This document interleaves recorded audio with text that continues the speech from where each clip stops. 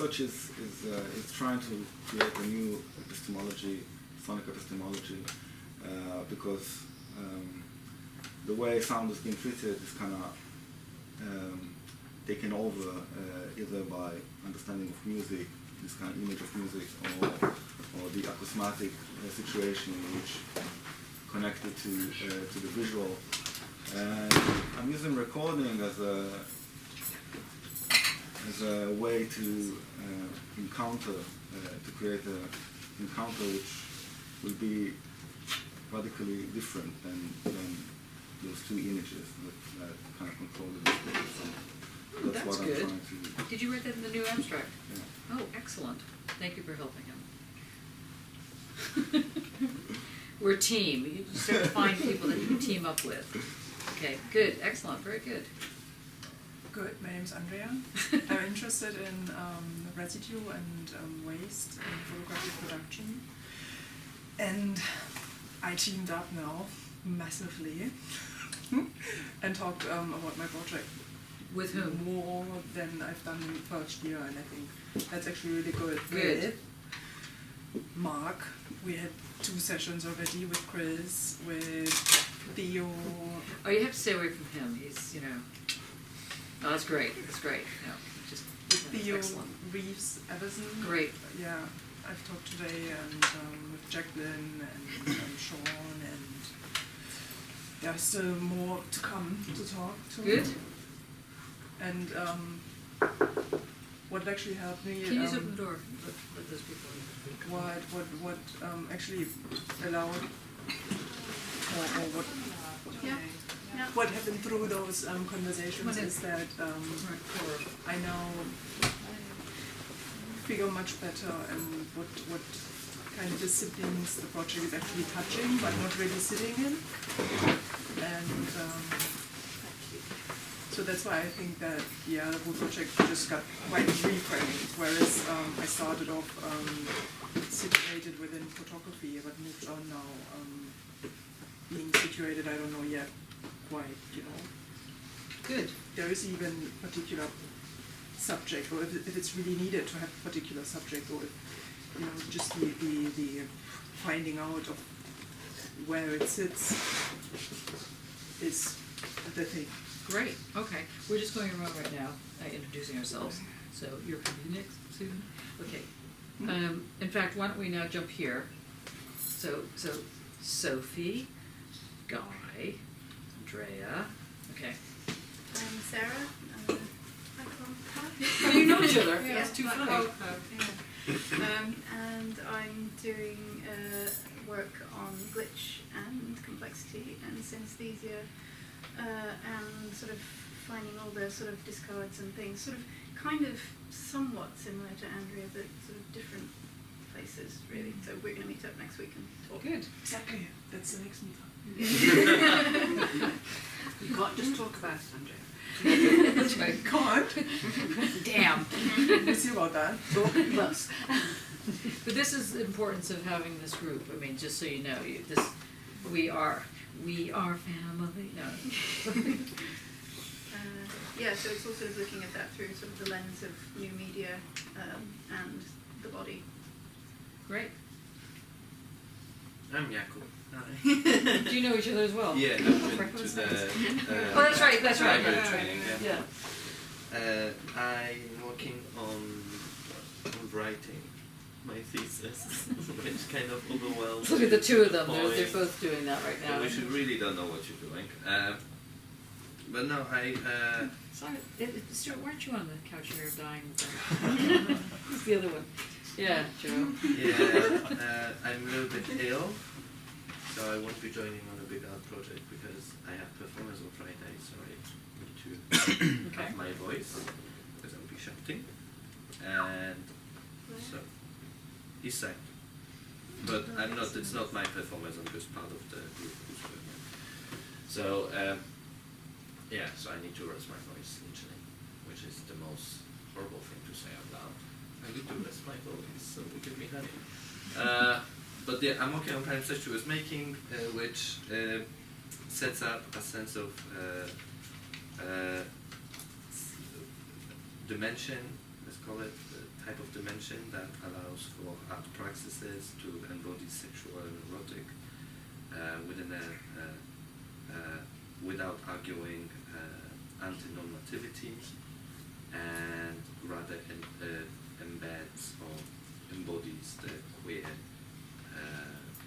marginalized and non-logical, which is logical in different ways. Analogical, let's say. Analogical, yeah. Yeah, because I think non-logical would feel the No, I'm logic. not writing about this non-logic. I'm saying it's logic. It's just it's hard to tell what kind of logic it is. Okay. But I'm getting there. Thank you. Thank you. Roberto, I'm also studying writing a PhD, therefore I cannot speak. See, notice these all the two. words They have- really look like they're like passive. You're doing well, actually. You actually look like. Their fatigue is inspiring me. Oh, thank you. I know where you live. On Christmas. Yeah, but just try and say what your thesis. Do you have a title? Yeah, Can you but remember? I don't remember it For heaven's sakes. completely. Oh, what about part of it? Well, Something about eyes and listening. no, that was gone Oh, a long God. time ago. Oh, I see. What's it called now? It's like 6 months now that there's no eye, no listening. It's a facing art, Oh, that's it. Yeah. and right. then something else. It should move from the eye to the face. I'm just kidding. That's fine. So, No, the reason why the eye was dismissed is just because this rhetoric about the eye as the sense that imposes this hegemony on the other senses, and yeah, great. that is just a doppelganger game. Mhm. He is actually just a puppet of the puppeteer that is classical ontology. Good. And that was one of the reasons why classical ontology was not addressed for its responsibilities up until almost now. Now, I just want to interrupt by saying that when I first met Alberto, he said he did not understand why he had to do anything with philosophy. He doesn't do a populism sound. Ontology, Yeah. epistemology, excellent. Yeah, the reason why I didn't like philosophy is because I didn't like classical ontology. Yep. Well done. That's the only one that Yeah, well, I can see. Yeah, that makes sense. That's why now I can put all my philosophical anger into my crusade. Great. That's hilarious. Okay, thanks. Hi, I'm Jo, and I am Pisces. I like cats. Sorry. And I really like. Okay, what I has have been in the brain drinking water? in these What's guys. happened to you guys? So what happened She to this spends a end? lot of time with us. So I Okay, think she might have okay. closed the bag. Yeah. I'm teaching BA Art and Education at Birmingham University, and I train teachers to be art teachers, poor devils, and my writing is currently looking at pedagogy and contemporary art practice. I'm looking at a project by Heather and Ivan Morrison, still. That's a sculpture commission in a school in Peckham. And do you have a title for your thesis? No, I've scrapped it. Okay. Changed it. There's a, note to everyone, note to self, on your tutorial reports where it may not have a section that says what's your provisional title, if you can put the section, what is your provisional title, and then put your provisional title. Because it is important to kind of remember these titles, even if you hate them. Yeah, and it's good to see. See the changes. Yeah. Yeah, definitely. Okay, thanks. I've deleted my title. Oh no! Okay, so I just want to mention these are second or higher year students. Our first year students will remember the titles, except for Dane, who always remembers his title. But besides Dane, okay, are you remembering your title? Yeah. Okay. So go on. Say it again. So start again. So I'm Rowan, and I'm almost end of second year. So in a few months I'll be joining you guys. Have that You need great a bigger look. coach. That's right. Bigger Exactly. coach. That's right. Yes. Um, And yeah, my research looks at social structures, art social structures, including mainly looking at art institution in the post-1990s period in Palestine, and looking at how these art institutions are part of a wider political and social context, and how they relate to the production of art in a globalized world. Great, very good. That could be a very long title, one of those like paragraph titles. That's good though. Okay, thank you. I'm Emily Sparks. I paint, and I'm starting to maybe write and then delete again things The title. about the title and things about. It started off just being about kind of tableau vivant, and now I'm thinking about durations of images and speeds of images and things like that. And I sold a painting recently and I bought a projector.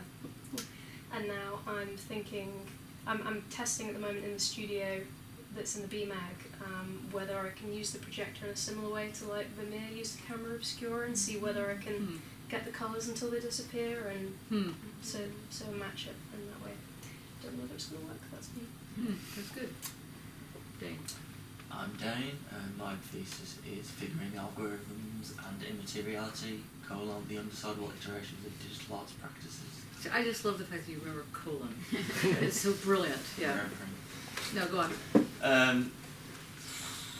I suppose that's, you can divide that into three separate areas. First one is dealing with material sensuous logics, trying to combine Leibniz's conceptual continuum of monadology with a material diffractive twist with Barad, and some other stuff, computability in Turing, calculability as risk-taking, things like that, rethinking the digital in terms of that context. Second area deals with bodies in and out of code, how coding codifies, how it offers a way to not just describe or define something that's computable, but is an integral part to how it works, how it operates, and dealing with code, formal language in that way has an artistic edge. You need an artistic attunement to deal with it. And the third one deals with dimensional aesthetics, looking at fractal dimensions, topological dimensions, how roughness occupies surfaces and how that provides some kind of conceptual theory for aesthetics in a digital, non-post-digital environment. Interesting. Excellent. Great. Chris. I'm Chris, I'm a postdoc. It's slightly hard to talk about today because I've been doing this piece of work of trying to translate sounds into words that we know, and then translate them back into sounds again, and come across the complete inadequacy of words. And that has slightly thrown me. You're doing something like that, no? Yeah, I was just wondering that with this. Certainly working with homophones. Yeah, are you working with homophones? Not homophobes. Yes, I suppose slightly. It's not something I expected to do, and so it's slightly thrown me at this moment. And yeah, this is just no words. Interesting. Let's go in the back here. I'm James. I'm looking to apply for the PhD. So be gentle. Be gentle. Do you have a title yet? Yes, but it's too broad. Why don't we hear it? Spatial mattering, sonorous intensities, effects, and architectural interactions. Good. Who wants to help? It sounds legit. Sounds legit. See? Came to the right place. Yeah. Could you just say it again, please? Spatial mattering, sonorous intensities, effects, and architectural interactions. And who would be your main interlocutors in this? Barad, Deleuze, Leotard.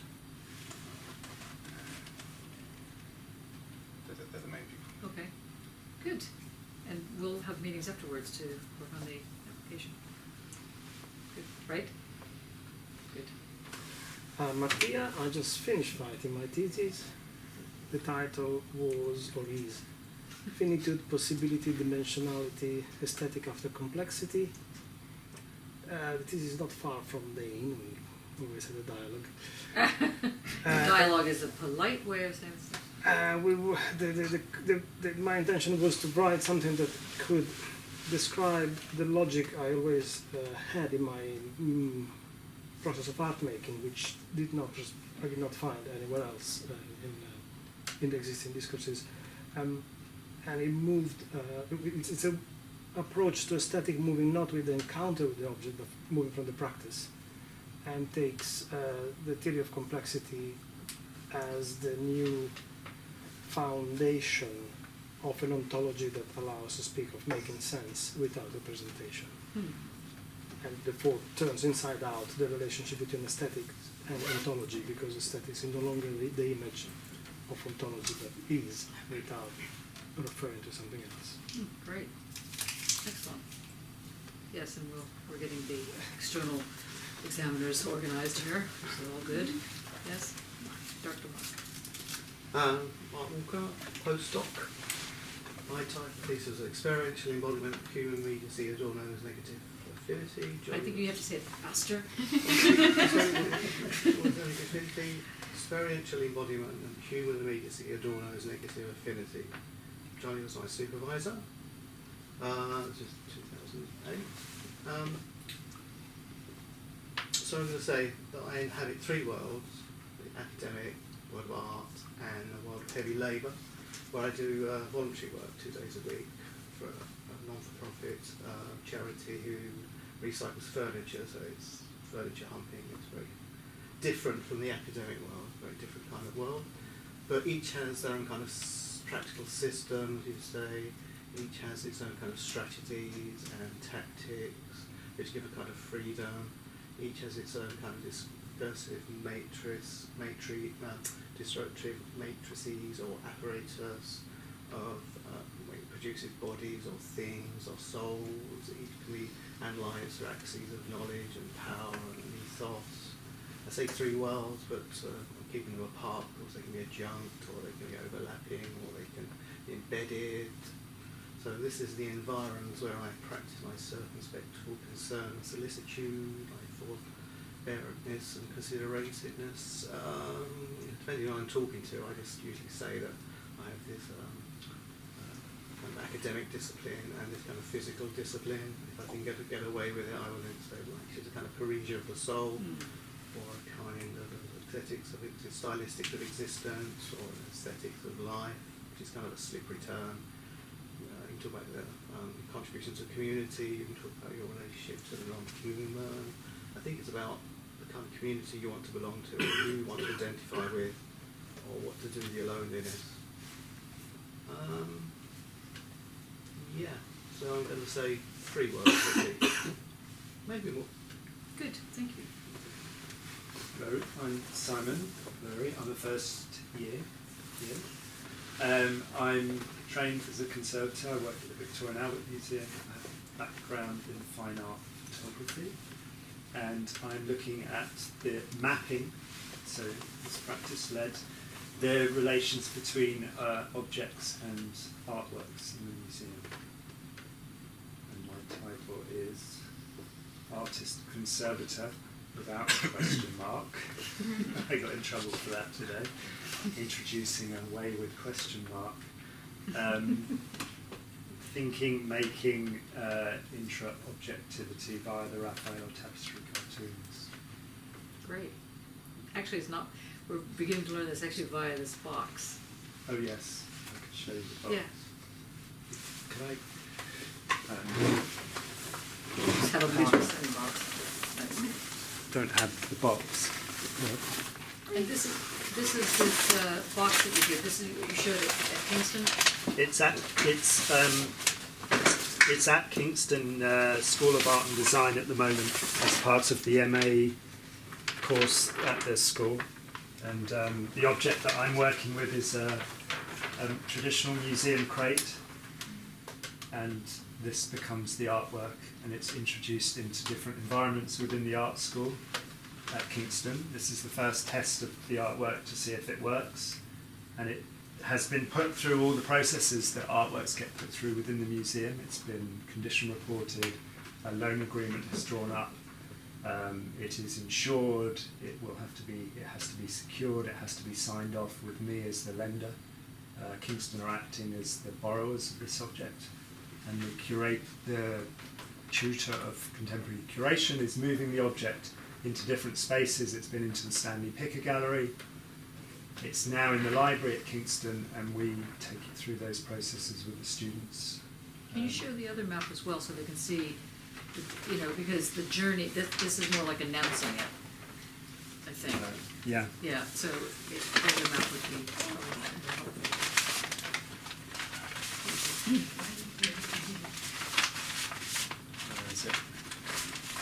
Sam, did you do your stencil? No, I couldn't do it in the end. Why? I couldn't get the software to work. Oh, really? This is the condition report for the crate. It was compiled by a colleague. So this is one of the processes it has to go through. So the object in some ways gets sensitized materially and discursively. And once that happens, it's kind of time-stamped by this document. And this document gets signed off at each move of the object, and I have to sign it off with somebody from Kingston. But this is another form of condition report that I've also been working on.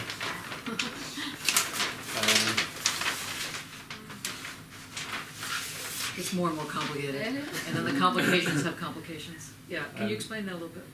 The Raphael cartoons arrived at the V&A in 1858. They were photographed, probably the earliest photographs in a museum of a work of art.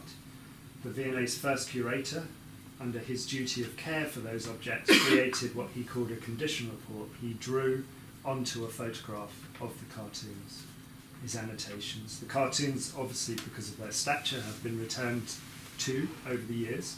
In the 1990s, a major study was done, an analysis. So the conservator comes on the scene in the early 70s. This conservator works on the condition reports or statements of cartoons at the time, and I have reappropriated the material that he produced. And is there basically, which is horror. Yeah. Sorry, I didn't mean to. Yeah. But is there like an image there? Is there like, is there the are Raphael? bodies Yeah, there. can you kind of point them out in case people can't see them? There's a foot. I've pushed the bodies back. Yeah, this has been worked through very basic Photoshop skills. There are 10 layers of acetate drawings by the conservator that have been put into Photoshop. So where is the foot? There's a foot somewhere. Oh yes, there's a foot and parts of a body in this colour. So he was drawing outlines of the figures in order to kind of register his annotations to the photographs. It's very difficult to make that connection between the object and what you're annotating. It often doesn't work. And the photograph is quite large. The photographs are about A2. And what about the colour coding? What about the different colours? What those are to do with different things that he's seeing. So you have these very straight lines that he's registering, and these are the cuts that were made in the cartoons when they were sent to the weavers. Because the cartoons weren't obviously originally intended as artworks, apparently. No one's quite sure. Raphael put a lot of work. They were meant to be designs. They were given to the weavers, and quite often the weavers would cut the designs themselves. So a lot of what we're seeing here is some very badly realigned stretches of canvas. So they were remade in around about the 17th century as objects. They were put back together by Charles I. And so you could get these fault lines, and he's using different colours to determine different areas and different material. And why was the conservator annoyed to? I mean, not personally. He's not annoyed. He just. What's the question of possession is what I'm getting at. It's about possession of what he sees as I'm undermining his practice as a conservator. That he what he's doing is very much grounded, quite rightly, in representation, epistemology, and that I cannot call this a condition report in the same way that he calls what he does a condition report. Interesting. So, Makes sense. I mean, in a certain sense. yeah, Yeah. you know, it does. Can't always be right, you know. Give him a little blessing. So how do you document then? I mean, the performance is happening with this piece in different spaces. I mean, how do you? Everything's being archived, and then the object will have its own website that you can access through the QR code. And so in some ways the object starts to write itself as it moves to a degree, because it has to now be condition reported. Once it's sensitized, it then gathers more and more, and it becomes very sensitive, very attractive to information and atmospheres and conditions within spaces. Great. And what's your position then? Well, I initiated the project with 4 colleagues at the museum, so I can't do this on my own.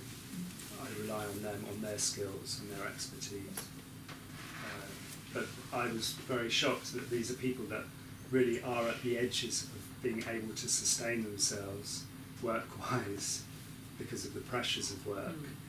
And I thought there's just no way you could ask people to give their time up for a project where they're not being paid. But actually it was the exact opposite. They were just like, yeah, great, let's make. So for me that's very, very important, that sense of it being collective.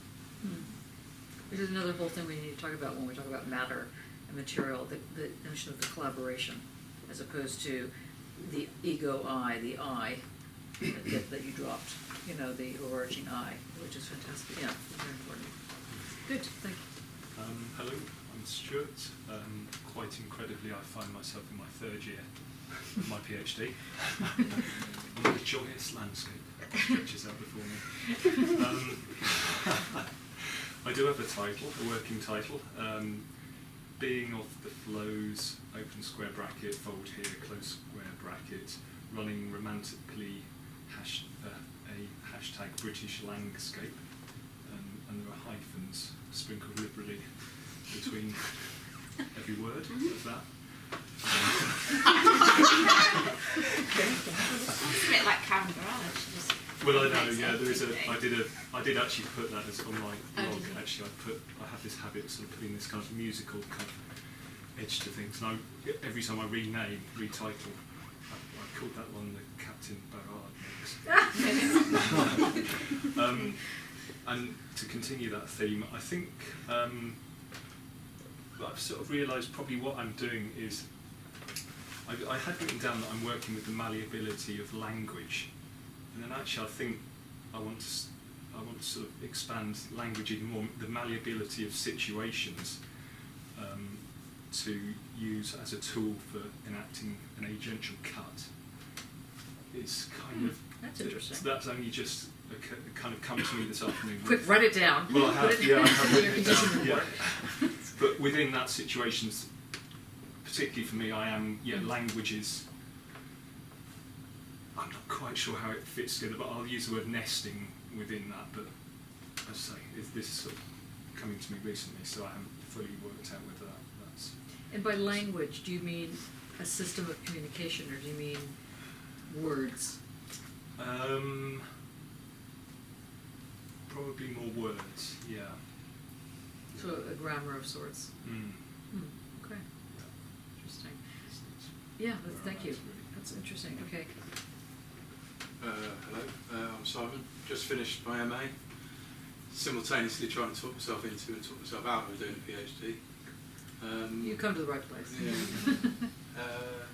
And enjoying kind of not really doing anything at the moment, apart from working on the endless hamster wheel. Are you working on the AHRC application as well? Not exactly. Okay. Excellent. Okay, we'll get you. You're working on it though, right? Okay. We'll get you back. James is clearly more advanced than I am. Okay. Because James is much more quieter than you at the moment, which means that you haven't started yet. It's good, accurate. Yeah, it's fine. That's good. Thank you. Hi, I'm Coral Manton. I'm a visitor. I'm doing a PhD. I've almost finished my first year. My supervisors are in Plymouth, bizarrely. My PhD is looking at the museum collection and storage, and taking the text-based database and making that visual. The reason I'm in Birmingham is that when going for my funding for the PhD, I needed a museum collection to work with because I need quite privileged access to it. I used to be part of exhibitions and curatorial with Birmingham Museum, so they said, sure, here's a store, which was amazing. So I'm there sort of squirreling away 3 days a week. But my practice is all very much within immersive environments. I'm very interested in planetarium domes and their relationships with museums. And I'm writing a lot about the aesthetics of stored knowledge and a difference between what we understand as an industrial mechanised knowledge and digital knowledge, and then how that relates to the initial concept of the museum, and actually the first treatise of museums, when sort of the idea of this universal museum came out. The idea was it would actually be in a dome, because that represents memory and also the divine. So I'm kind of taking it back to that historic document as well. So when you say industrial, do you mean like the printing press? Or do you mean... Before we were able... Very much related to libraries, actually. In that way related to the printing press. But before we accessed things through just someone emailing us something or Googling something, you know, we were posting books around the world. And if you ever I did a summer at the British Library, and if you ever get a chance to go into their basement, you see these sort of tracks along which they still send their books along in the ceiling, and there's kind of like that aesthetic. Yeah, I mean, as soon as the real British Library closed down, I just could not bring myself to the new building, to the so-called new building. Yeah, the new British Library. I mean, I obviously went there. That's where we met. But you know, it just reminds me of a Presbyterian church. That one, you know, or a working hospital. You know, that doesn't work. Something like that. So it just drives me mad. But the old British Library with the dome and the reading room, and you had all these cards, and you'd have to fill out these cards, and they'd say things like, they come back saying, book not found, destroyed in the war. Like, okay. And it'd be specific books that were destroyed in the war, like the one on fascism, for example. I thought that those bombs were quite accurate in an odd sort of way, you know. It was really amazing. Or the cupboard I told you about before, where any book that had the word sex in the title, you had to sit in front of somebody and read the book with your hands on the tables. And I miss those days. You know, I really, really miss those days where you have proper I'm interested in sanity. the way that we enjoy that. We enjoy that aesthetic, and we enjoy like the old libraries that used to be round and in a dome. The idea was that within one glance you'd get a sense of what we know, whereas now at our fingertips we have all of human knowledge, essentially, possibly, arguably, but there's no scalability. We don't know, and you do speak to people at the British Library now, and they're just scraping the internet 3 times a day, getting all this stuff, and they're like, so how much stuff that you've got? And they're sort of talking terabytes, but there's no sense. But so this summer, when I met Jolly, I did a project there looking at their Ethos web service, which is an online service that where you should theoretically be able to access every thesis ever written, so all your theses will eventually join it, and looking at the way that the thesis is changing from a purely text-based document to a multimodal kind of thesis, which is going to involve a lot of video, a lot of image, just in the same way that the way we share knowledge now is much more visual than text-based, so the thesis will catch up, and that's across disciplines, it's not just the arts. And sort of thinking about, I guess, how that service might change. Great, thanks. Okay, any questions to each other? Great. Okay, now, so we have 4 people that are going to say something about matter, materiality, Karen Barad, and I'm assuming that other people will jump in. Who wants to start first, Guy? I mean, you guys have set it up, right? So, have you set it up? Have you talked? Of course you have. Is Guy with us? Very good, Sarah. Never. Okay, go on. What do we have to do? Well, it makes sense because I kind of want to pick up from where we left it last seminar. Okay. And this, I would propose a sort of an exercise with this box, and actually the idea came at the last seminar when we spoke about diffraction, and I was kind of entangled with this idea of the box, which I've been playing around as a method in my sound practice. And the idea of the box came as a kind of alternative method to the standard mixer, audio mixer that I work with usually.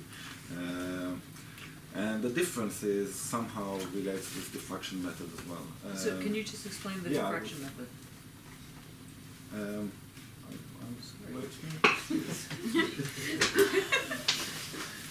mean, I can do that.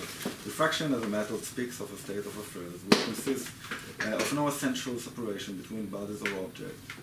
And it is offered as a break from reflective method, which entails the existence of subject-object binary. And that is coming from Haraway actually, and Barad is proposing it. And that's page 2930. It's kind of the introduction of the method. Yes? Can you now explain diffraction without reading it? Can I explain it through the difference between the mixer and the box? Yes, that's fine. Okay. Because what you read, I don't know if anybody understood that, but if you can explain it to them like you want to share a secret, that would be great. Okay. So when I think when we speak of diffraction,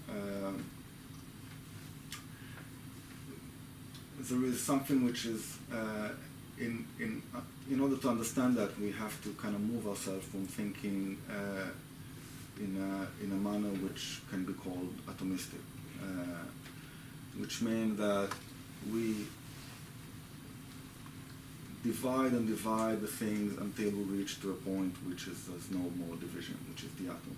So we kind of we think that essentially, whatever we are looking at or considering, there is something which is kind of the essential part of it. That if we tear it apart, then we at some point will reach that kind of point on which we cannot go any further. And that kind of thinking also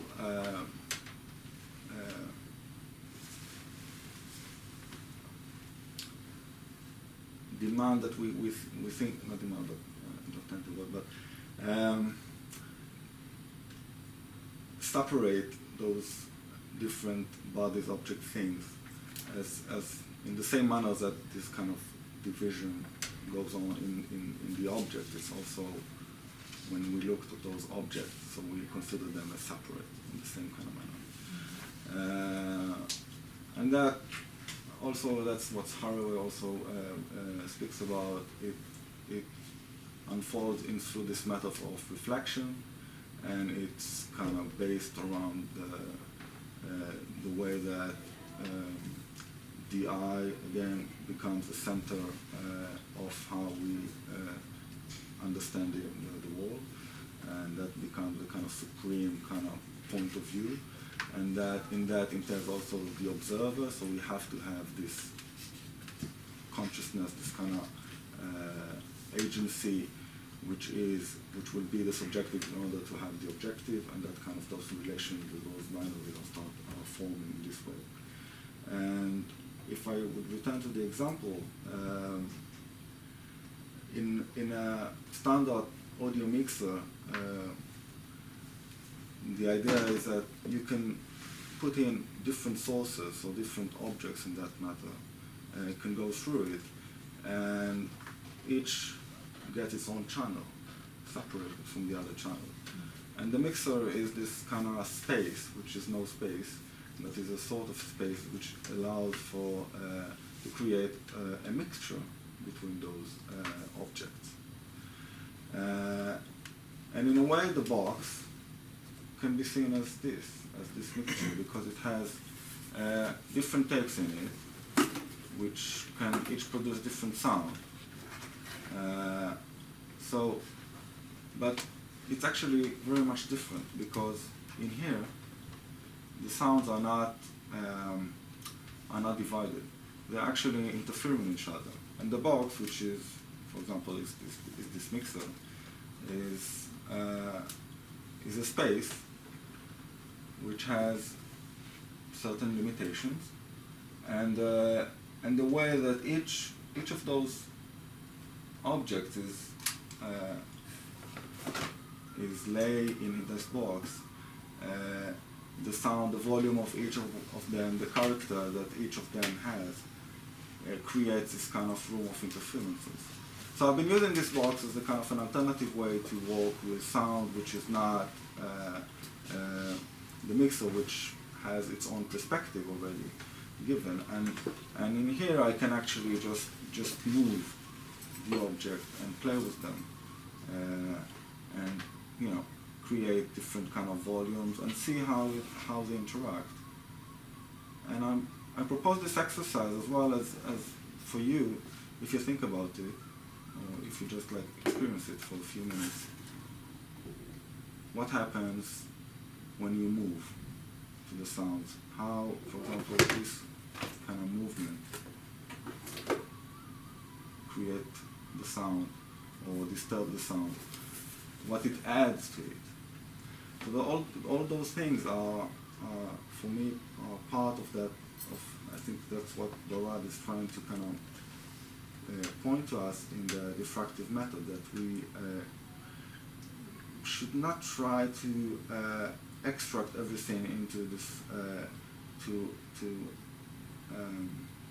something which was essentially there, or in a way, or what. There must be something there that was already there, and we just need to find it in a sense. And in here, what is there is also what we make of it. So that those kind of relations become the form, and that's how this method works. So can I ask you a question? Yeah. So that's brilliant, first of all, but the tape recording boxes that you have in there. You decided to show up for your presentation. Well done, John. So, just teasing. So the the tape recorders that you have in there, it doesn't really matter which ones you have, right? Or how many you have, does it? Or the size of the box? Or any of these kind of other aspects, or does it matter? It does matter. I mean, the size of the box will determine certain, for example, the room that I can move them. Yeah. And the distances. So that will create different kind of textures. Okay. The tapes, each tape has its own thing. It produces some sort of pattern, and so those patterns, when they come together, they form another thing. And this becomes what when the second thing that I want to present is the superposition. Which is in the kind of lay sense of it, it means that the waves that, for example, these waves of sound, when they are coming together, there is a way to kind of examine the volume, or sorry, I'll begin again. Unlike particles, which each can take its own space, waves have this ability to occupy the same space. So then the superposition tells us about those points or those events when waves are overlapping. And this can be calculated in some way, which I did not understand actually. But I went through it, and what it entails that it's you can actually make up the sum of, if you examine this one particular wave has X energy and the other one has Y energy, then if you add them up, you get the result. But this result can actually be either a combination of the two or an abstract, because it depends on the character of the wave or the volume of the wave. So it can be a slowing down, for example, or a fastening. The superpositionality, though, aspect is that there's two entities happening in different dimensions that are moving simultaneously, but cognitively one can't cognate that, can't recognize the two happening at the same time. Yeah, that's how it develops from this very simple kind of explanation. And then the question becomes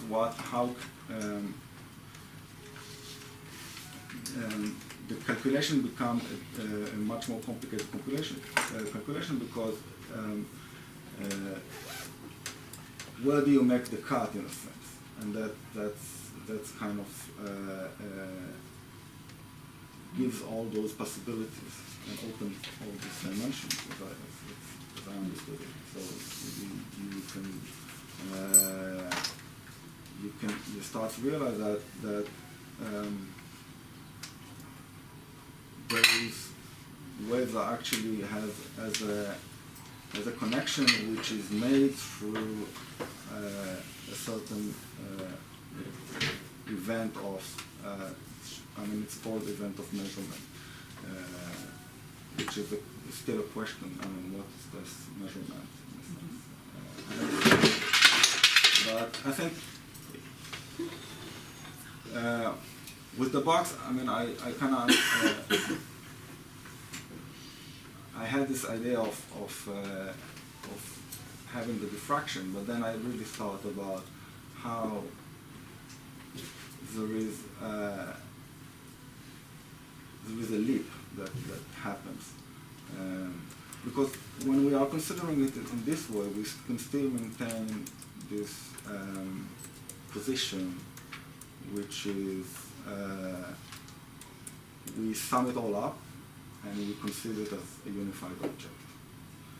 And that kind of prevents us from seeing the actual entanglement that goes on in here, because they are too molecular probably, or they are too small. So that's when I decided to put a device, and this device is a recording device. Basically it's a microphone. So we can actually hear what's inside in a kind of expanded way, or we give it more volume, so it has this amplitude, so we can get what actually goes on in there. So if I'll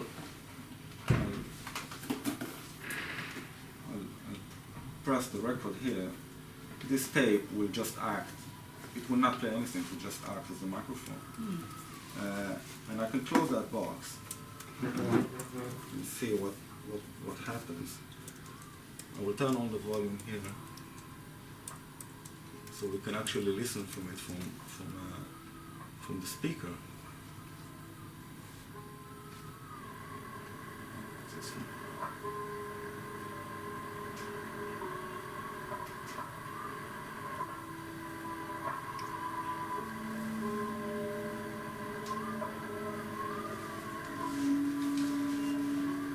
And you can hear that there is something that is being added here, which we did not perceive from listening to, even though it's the same thing, but it's not.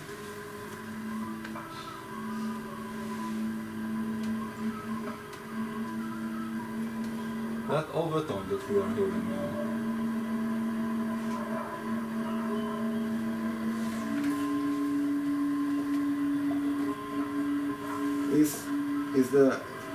tells us about a certain relation that goes on in the box with the room, the microphone, the speaker, us, that movement.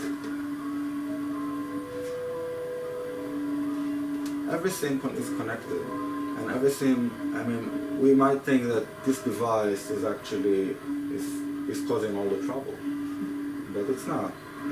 Even that the flipping of the box is part of that entanglement relationship. So it goes on.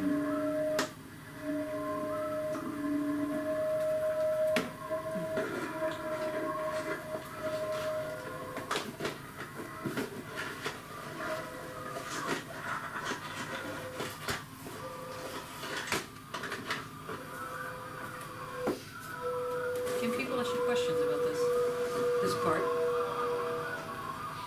Is it like a feedback loop? Is it? It's a feedback. It's not a feedback loop. I mean, it is. Every feedback is a certain loop, but it's when we think of a loop, we sometimes think, in this way of that it's continuous and it's the same thing, and we have to kind of acknowledge that the feedback loop is actually something which is continuous, and it can move in different directions. It's not something that is just a circle. So the diffraction, if I'm understanding you right, from this very beautiful setup here, enables a way of inhabiting the feedback that creates a repetition, but actually you're inhabiting the difference. Is that what you're suggesting? Yeah. Can you speak to that, Sarah? Yeah, Can you retranslate what he's just said? Okay, so the act of measuring, i.e. putting in the microphone, is having a material impact on the sound that is being made, as well as the So you're adding another point to this. So you're saying that the microphone creates a metric, a measuring. Yes, loosely speaking. No, exactly speaking, because that's what you're saying, right? No, I want to be sure I'm getting this. So the measurement that's added Yeah. does something to this diffraction. It does. It changes what's happening inside the box. It's well, the way that the mechanics of the actual apparatus works then changes the result of what we hear. So by taking the microphone out, it changes what's happening in the box. By putting it in, it changes what's happening in the box. So what does one gain by saying that this is talking about diffraction? What can I just say? Well, it's sort of obvious. You put a microphone in, it changes things. You take a microphone out, it changes things. It's diffraction because it's the build and the interweave, the way that the things are. You can't. The way that it comes out of the speaker, it comes out as a sound, which is itself, and you cannot separate it back into its component parts, and that is the diffractive loop. But you'd be able to do that anyway, right? So why call it diffraction? In what way does diffraction help or add to this? Simon, you want to give it a go? Oh, sorry, no. No. Dane? You look like you're on the precipice of saying. No, I'm just listening. Oh, I see. You're just the precipice of listening. Dane, you want to give it a go? Well, isn't it more that diffraction breaks with the idea of sameness and repetition? Yes. That it's not just the recording isn't a transparent recording, it's actively, iteratively affecting what's going on. Yeah, like Sarah said, they're not separable. When they become involved in that, so in the material, in the mattering, you can't separate them again. They're stuck together. Does that make sense, Guy? Yeah. So if Guy were to present this, for example, in front of people who knew nothing about what he was speaking, would they be able to tell that this was something different, or would they say something like, well, just take the microphone out or just put it in? How would someone who knows nothing about this actually understand? There's a danger that it could be seen as a mixture of things. And a mixture very much refers to that sort of atomistic structure that Guy was talking about earlier, which is not superposition. Superposition relates to waves, which it not just relates to waves, it relates to the fact that the waves are in two different spaces simultaneously. And so they are in a thickness of a dimension, as it were. They're not in the same space, but they're in the same sphere, let's say, and they move simultaneously, but cognitively one can't address that. Cognitively one sees it as separate or different levels. So something like that. Just to be clear about that side of it. But now we need to help Guy, because that's totally brilliant what you just done. So we need to help him understand, or help all of us understand why that is diffractive and what is the significant contribution. Why is that? Why does that matter?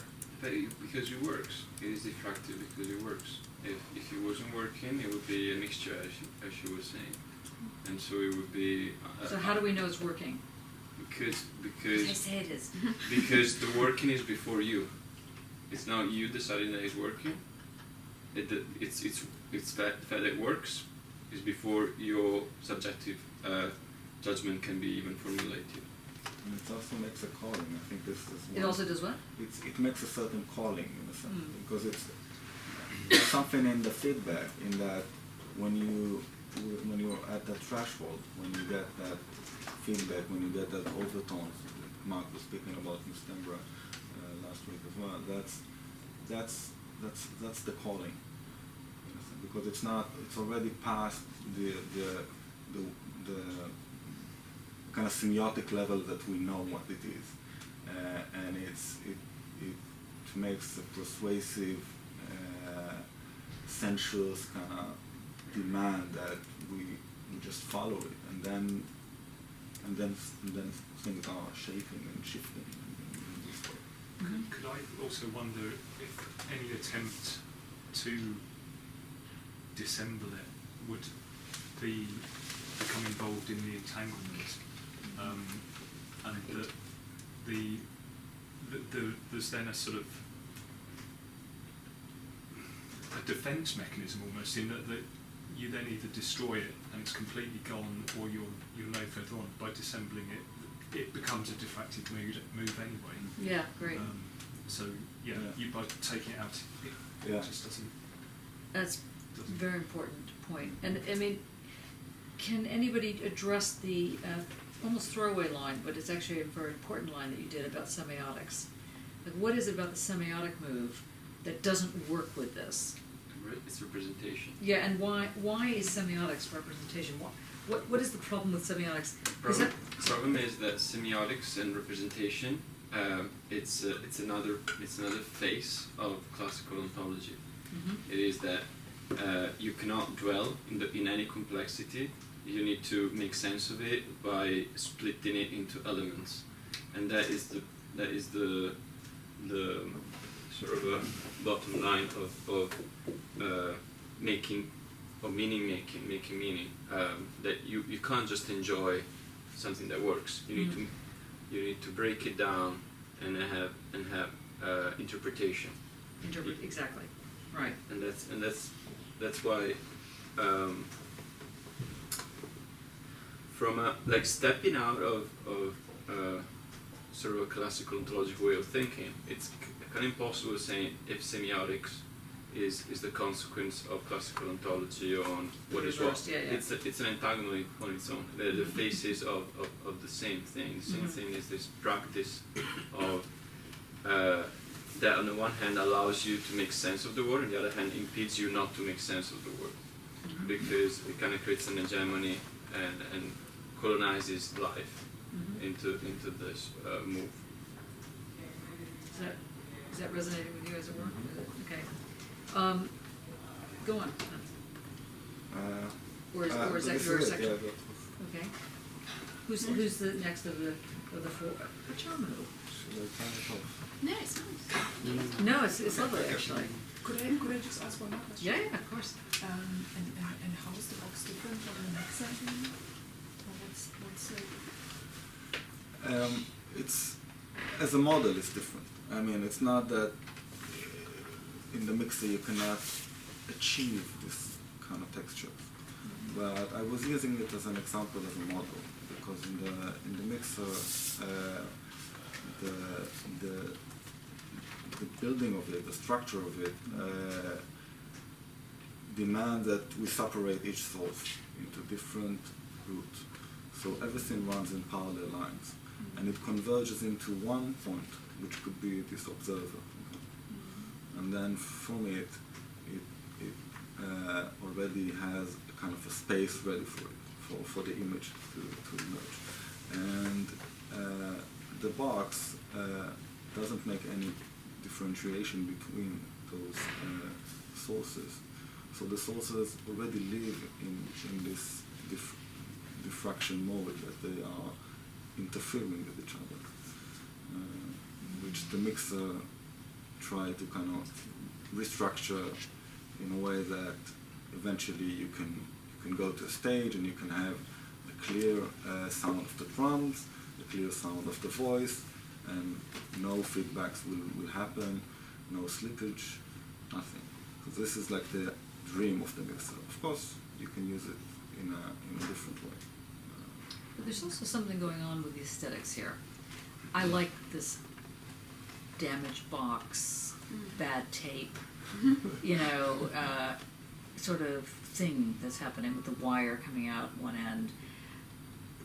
It's like not deliberate, but it is deliberate. So there's something around that, and I think that it's important to speak to that, to not ignore sort of the elephant in the room, as it were, not maybe the box in the room, in the sense that that's not any old box.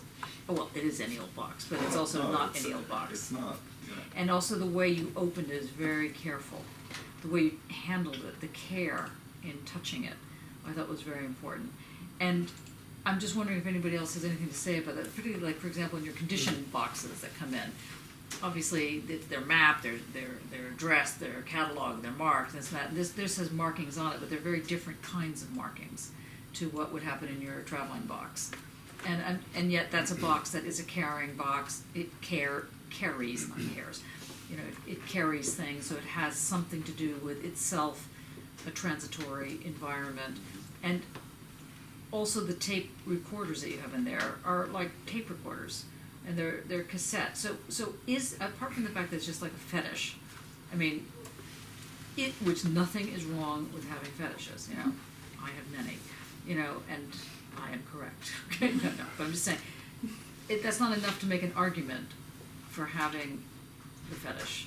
What is it about this particular relationship between the 70s, the tape, the fact that they're going around, and what's going on here on that level in terms of this diffractive thing that you're talking about? Well, I think because there's something in the tapes and in the materiality of the magnetic tapes which gives a kind of way in, which is different from, for example, recording in the digital format. Because in the digital format it's already kind of a fixed idea of what recording is, in a sense. So in order to break it, you really need to kind of reprogram everything. And so diffraction would happen very differently in a digital environment. Yeah, Yes, sorry. Has anyone ever looked at media archaeology? No, what is that?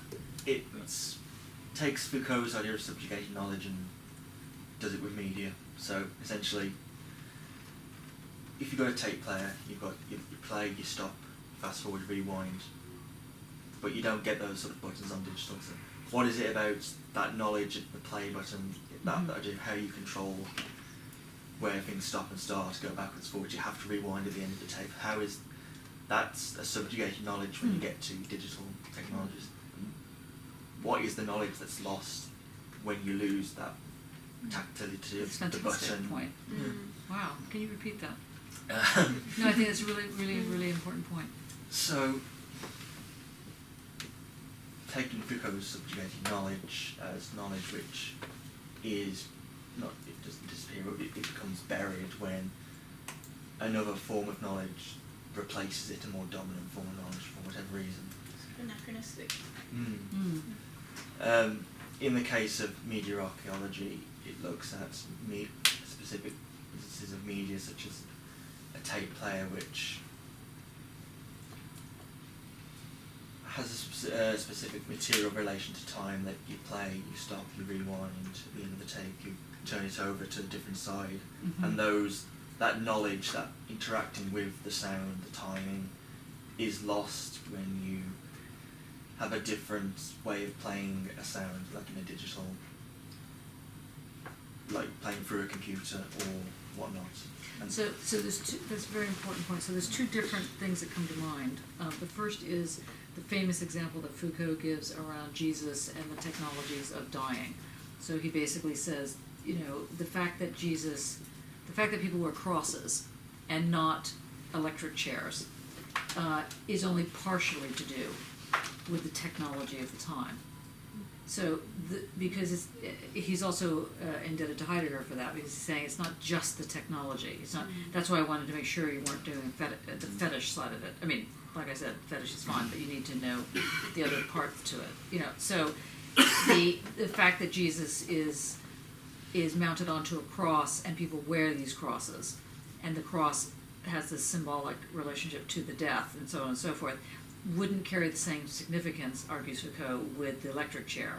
And it's not just that Jesus wasn't put in an electric chair. It doesn't make sense. It doesn't work it has a different form of the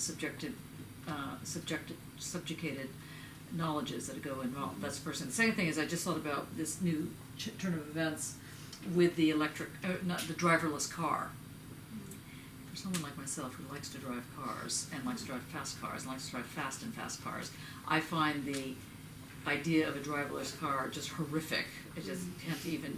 It's like no, bad, boo, and part of that is because there are these knowledges that happen when you're, especially if you're shifting in the car, rather than doing auto. In fact, I hate automatic cars. I mean, I like the knowledges that come with this kind of thing. So I think that's a very important point that when you start to talk about this next week, for example, that you talk about the way in which the knowledges get subjugated, and this is a way in which the method of diffraction enables a more complete or bigger picture of the whole process.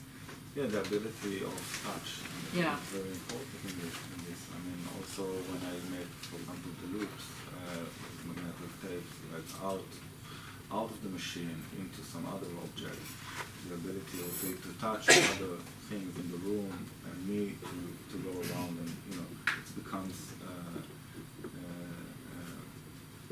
the materiality becomes this thing which is not remote. It's something that is dirty. That's very important.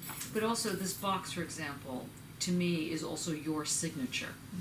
You know, you could have just written your name and it would have been the same box type of thing. And I'm interested, I don't know if you've seen the book by Lyotard, Signature Law Event. You know, it goes, it's peregrination. I think it's peregrination. No, it's law form event. Law form event, but the law is the signature, that's why I changed the title. Sorry. But maybe Derrida talks about it in terms of signature. Somebody talks about using signature. And the idea is that when you transpose your signature so that you don't actually have to sign something for it to go, oh yeah, that's Guy. It's not just Guy's work, that's Guy. You know, when I would see that, that's Sophie. You know, I mean, not that is you, it's just that's your signature. You know, I mean, Could you also use the word style? You could, but it actually, signature, it involves a kind of naming. It's a bit of it's a nomenclature. So you're playing with a grammar. You're doing a different way in. It's not a semiotic naming. It's some other form of naming. That's why you could say it's a stylistics of existence or a style even, but it's not quite that. Like those condition report maps, the last one, the Raphael one. That to me is your signature. It's not, you know, I mean, it's not just that it's a work of art or not a work of art. It's actually how that whole thing taken together creates yourself. And that now if I saw that anywhere else, I would think, oh yeah, that's Simon Fleury. Or no, it's kind of like the Andy Warhol problem. you know, once you do this repetitive heads in these pop colors, anybody else that tries to do it, they're going, oh, you're doing Warhol. It's very hard to get out of that signature, you know, or the Cindy Sherman, you know, false poses of the, you know, movie that was never made. Once that started going, it's very hard to get out of that. And so, to me, that is a signature. So there's a whole nother element that's going on there in the diffractive move that I think is important to, yeah. Can I just say that there's a really interesting exhibition at Icon. Oh, what is it? It's the Lithuanian artist, I can't remember his name, my last name, and he has done lots of installations with videotape, and he says what's interesting is that they contain data on them, but that you can't see it. So he's made an installation which is just a huge piece of videotape that he's joined up, and a fan, and the videotape just moves all over the place. It's amazing. It kind of goes over you and goes back, and it's like a sort of living sculpture. That his, in relation to your work, would be quite interesting, I think, to look at. But I can't remember his name. Bettina. I was thinking on this issue of say a little louder. On this issue of the signature and being modern style, and in reference to diffraction.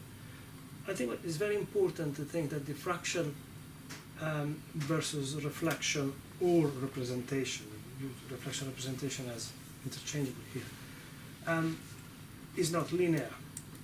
So with the examples of the driving car or driver car and driverless car, or the example of analog technology for music or digital technology for music, one is easily drawn back to an image of progress, where one thing comes after the other one, and one thing is in some way truer or better than the previous one. And that would belong to a paradigm of representation which refers to something, therefore can conceive hi-fi, lo-fi, no-fi at all, there are these steps.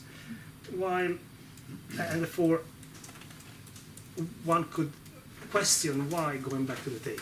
It would become a problem. If I think in terms of diffractions, this linearity is broken or discarded, and I can take any moment along the existing chronological line. The chronological line existed, things did happen one after the other, but that becomes less important. But I can see what I can do from that point, pivoting in 360 degrees on 360, so it becomes a sphere of possibilities.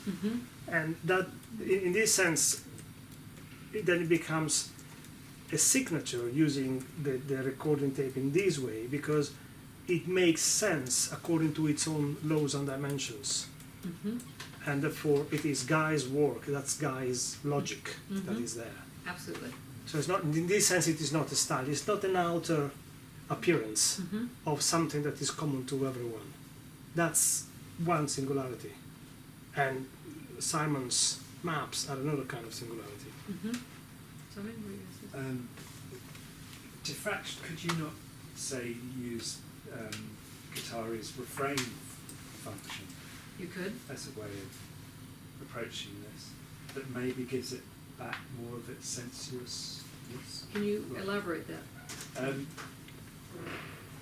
I'm finding it difficult, but in chaosmosis, and I think it is That's what Guittari. matches Guittari. Sorry, it says is that is to get us out of this teleology of progress, and I think they perhaps borrow it, or it's borrowed from Simonton, and they use Daniel Stern, if I remember, about the child and development. I don't know, it just seems to me that it, as you say, whatever angle you approach it from, it almost deflects you away from it. So, I mean, it both works centrifugally and it pushes you back and away. And I don't know why the refrain function for me, I think of it like that. I can't get myself back into the book to think why that guitar would use that. Well, the refrain from A Thousand Plateaus is Deleuze and Guattari. Yes, okay. But then Guattari... He develops in chaosmosis, yeah. And there he changes it a bit, because in 1,000 Plateaus, the refrain is used as a segment, as a repeatable segment, and the plane of immanence is the infinite ephemeral skin, or the zero, or so you have an algorithm of 0 and 1, but it's not a typically zero-sum algorithm. But in the chaosmosis, the refrain has more blood to it, has more something else going on. So the refrain actually acts like an exquisite corpse in that sense. So it does something slightly different. He gives an example of a child singing a song to themselves. That's in 1,000 Plateaus. Yeah. Yeah. To stave off the scare, the Yeah. fear. You sing. You're walking down the street and you gently sing to yourself. Yeah. Yeah. It's quite a powerful piece. That one. Yeah.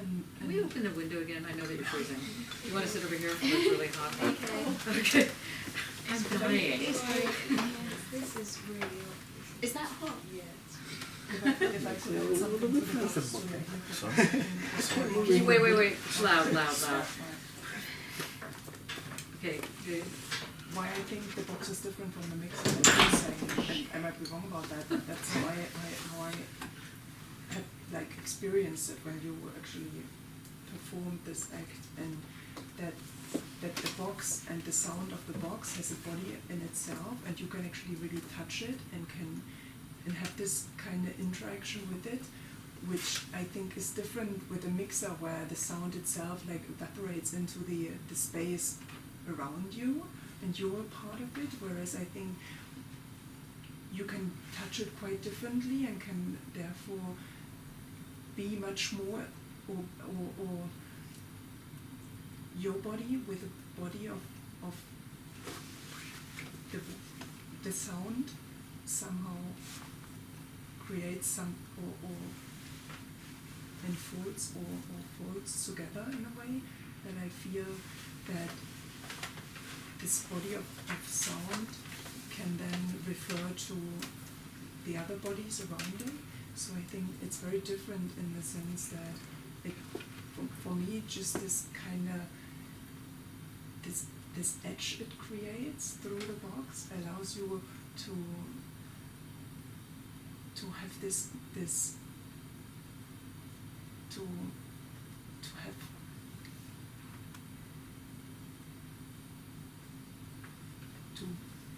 have this interaction with you in a way. Well, there's an argument around, the deep cut. A deep cut, one of the attractions to the deep cut is that it enables a horizon or a frontier in order to then make sense. Like, so in politics you have this deep cut, or whatever, you have this deep cut. Now, if we get rid of the deep cut, and the diffractive move is clearly to not only get rid of it, but to multiply, you're actually having like scratches. You still have a marker, like you're talking about, this kind of edge type of thing. The edge is more like a scratch, or in fact it's like a glitch, or it's something else that comes in that allows for a moment this ability to create something that will form what you're calling a body. The glitch does that just quite naturally, actually. I was thinking about what Simon was saying about the teleology of progress, and that's one of the things that I fight against constantly in my work, because as I use analog materials. The teleology of progress, you fight against that? Yeah. What do you mean? Well, because or just progress in general, certainly. No, but the question of teleology, yeah. Yeah, that's the way that things shouldn't be, and yeah, because if I'm using certain techniques, like I will use videotape, for example, and I will mix them together in a mixer, which then has to make a decision as to which channel it's going to prioritize. The machine makes the decision. The machine can make the decision. Okay. I can influence the decision. Huh. And there are then ways that if I want to then show that, say on a large screen or on a projector, I then have to route it through technology that doesn't recognize the inputs. So I have to find ways of disrupting that technology so that I can actually get a signal the other end, because otherwise you hit this digital wall of nope, not playing. And this is how equipment is being made now, that if it doesn't fit a certain sort of way of working, it just won't work. And what do you make of that? Does that fit into, or what does anybody make of this question of the diffractive moment? in it, you have red ink on your face. Oh, do I? Yes, you do. Oh, I'm You covered can- in red. I thought that- you might want to stay or not stay. I'll wash up. I'm only telling you this because I went through an entire 4-hour meeting once with an eyeliner on my face, and people thought when I went to the loo after this validation meeting, they said to me, "Oh, I was so shocked that they didn't say something like, you have eyeliner running down your face and you look like, someone out of Clockwork Orange." And instead they said, "Oh, well, we didn't say anything because we thought that was your style." But when have I ever come like that? Ever. Never. Okay, so I just thought, I was just checking that it wasn't her style, that she was actually got ink all over her face. And the other point is that the Susan Phillips talk starts at 6. Yeah. So we need to keep an eye on time. So, for those of you that want to go to the Susan Phillips talk, how many people want to go? Where is it? It's in Parkside. Parkside. I mean, I think it's worth going to. I think I need to leave.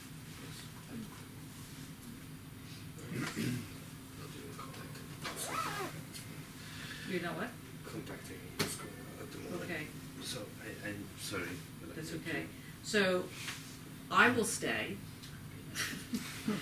And anyone who doesn't want to go can stay. And everyone who does want to go, normally this doesn't happen, but we have a thing called the big art, something or other going on, and unfortunately it happens to coincide with the big PhD sessions. So there's a very interesting artist that's here. So let's do a tiny wrap. And you can't leave, Pajama. Not speak. Yeah, the not speaking bit is the best bit. Thank you for that. Simon. Simon. Bad. I love Simon. Just so Okay, so So, what would you like to say in conclusion? just that I'm really, really World glad peace. that, yes, absolutely world peace. No, I'm really glad that you did that guide because it completely sparked off loads of stuff with my research as well, so thank you. But also, I mean, I really sort of looked at the science because I'm the kind of person who needs to understand the maths in order to understand all of it. And so I tried really hard to understand it. And? I don't know if I do. But it's interesting the way she writes chapter 7 is that she builds and you get to a certain point where after a while the maths doesn't actually matter. Once you've got the sort of the foundation of it, it sort of kind of achieves its own kind of momentum. So it's interesting the way she's written it as well. But I got sort of like halfway through and it started talking about the witch slit stuff, which I kind of understand anyway. But what I think the interesting thing to note is that there are sort of 3 sort of things that she's talking about, or maybe it's a little more than 3, but you have the wave function, which is sort of described by Schrödinger's equation, which basically describes the behavior of the wave function over time. You have superposition, which is not necessarily the same thing, but it sort of describes the possibility of things happening within that wave function at any certain point. You have also then the collapse of the wave function, which happens upon measurement. And then what you have is a kind of a discontinuity between the wave function and the measurement, which is where this collapse happens, where nobody seems to know what the hell's going on. So I am interested in that point, that collapse. And that's kind of Okay, so next week we will start with that. We will start with that chapter 7, the wave function of the collapse. Yeah, talking about the beauty. Yeah, you weren't in when we were talking about it. Do you want to just But give them the backstory? Johnny, I think, was concerned about the lack of recognition of the beauty and how that is coming about and how it's used, I suppose. And for me, there's something about a slightness to it, and I don't know quite a slightness to it, which I think is why it deflects. That kind of weightlessness. Yeah. But yeah, just which is why I think his is not quite the right expression for what you're doing. I think slightness is actually. Yeah. What was the first word you said? His. Oh, his. Right. He didn't talk about his, but that's Right. the project. I think it speaks to me as well of time and what Barad says about time on page 316. When she's talking about memory and arrays, it's like near the bottom of the page. Computers type. 316.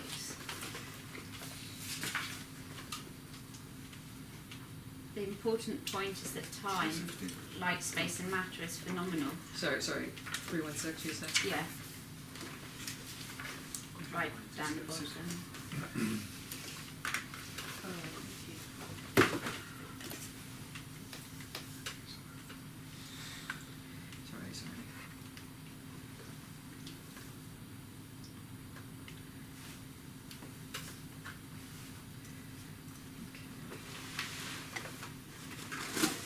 Okay. Okay, so she says the important point is that time, like space and matter, is phenomenal, i.e. time is not an external parameter but rather is an integral aspect of phenomena. As a result of the iterative nature of interactive practices that constitute phenomena, the past and the future are iteratively reconfigured and enfolded through one another. Phenomena cannot be located in space and time, rather phenomena are material entanglements that extend across different spaces and times. And I think Guy's box kind of speaks to that very much. And so what then is time for? Well, What does it mean to say that time is phenomenal? Really, literally, because there's so many debates about what is time and so on. But I think she's talking about the way that the past comes into time and the possible future as well. But is that then connected to the subjugated? Well, no, the subjugated sort of media archaeologies. I mean, I thought that was quite a good point that that Dane was saying, and it just seems to me that maybe that subjugated, because even here the notion of phenomena brings in a whole other field of discussion, which I'm not sure that she really is wanting to go into, but maybe it's just But she has a dialogue with Kant. She keeps reiterating that her understanding of phenomenon is not the same as the Kantian understanding of phenomenon, and I actually think that it is the same understanding. Yes, I agree. But the problem pivots on the fact that she identifies Kant with Newtonian physics and the universality that carries, and therefore she distances herself and her understanding of phenomenon because she's not inside Newtonian physics. But the interesting, in my reading of Kant, the interesting notion of phenomenon is that it is always already shaped by a form of engagement, by the same thing that for Barad here is an apparatus, which she insists draws boundaries, therefore gives an organization and distribution to the present.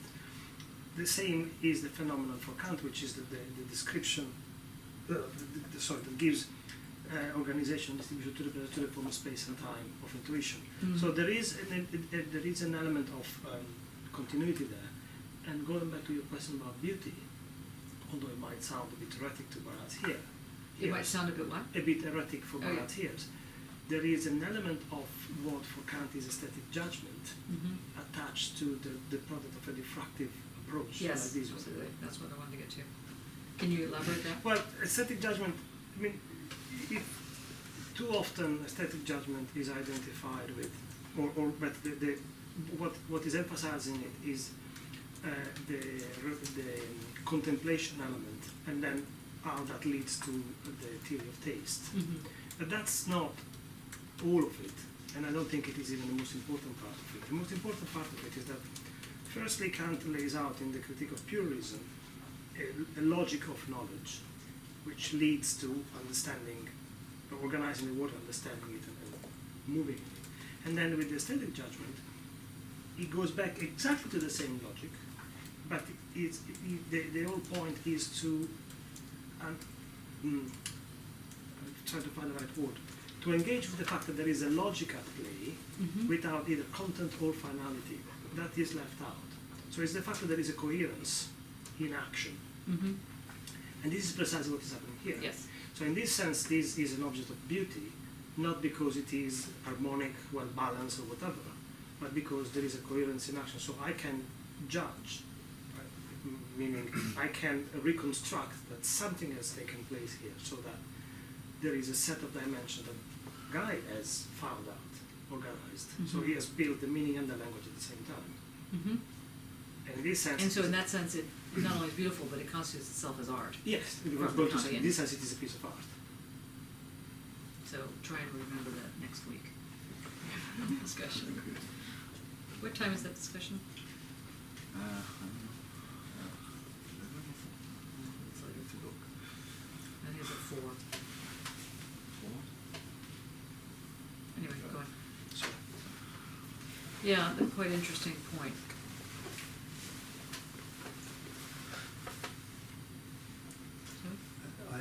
Stephen Shaviro has written a book without criteria, which I Yeah. think brings together Kant, Whitehead, and Genders. Deleuze. And Deleuze, yeah. to talk about, I think, self-enjoyment, or what Whitehead would call self-enjoyment. I found the book a bit. I believe it emphasizes in Kant the element of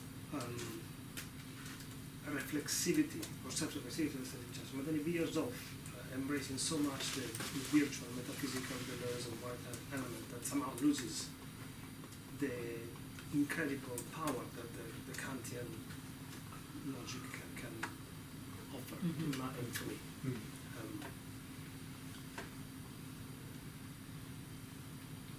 Okay, well, we'll just let that. Okay, so Stuart, you want to continue on with part of what you were doing in relation to what Guy was saying?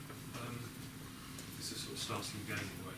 Okay, but I think it's good because I think we can then keep piling things onto the table, as it were. Yeah, it's perhaps not as beautiful, but it might be very slight. Start off by dealing with this book, which is 100 millimetres, 10 centimetres, 70 mil across, 25 mil deep, titled Meeting Universe Halfway, author Karen Barad.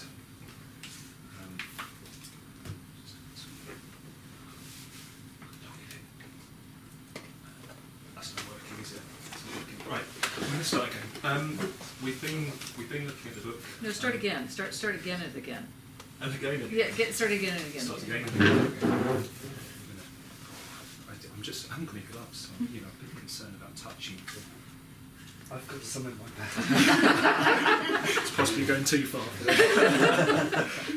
It's really difficult being with a conservative. So the book, beyond the 28, 524 pages or so. It has a chapter in it, number 7, entitled Quantum Entanglements, Experimental Metaphysics and the Nature of Nature, which is about 100 pages long.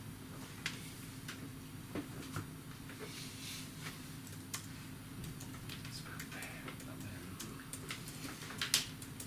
That's still not working, is it? Right, the book. You can start again.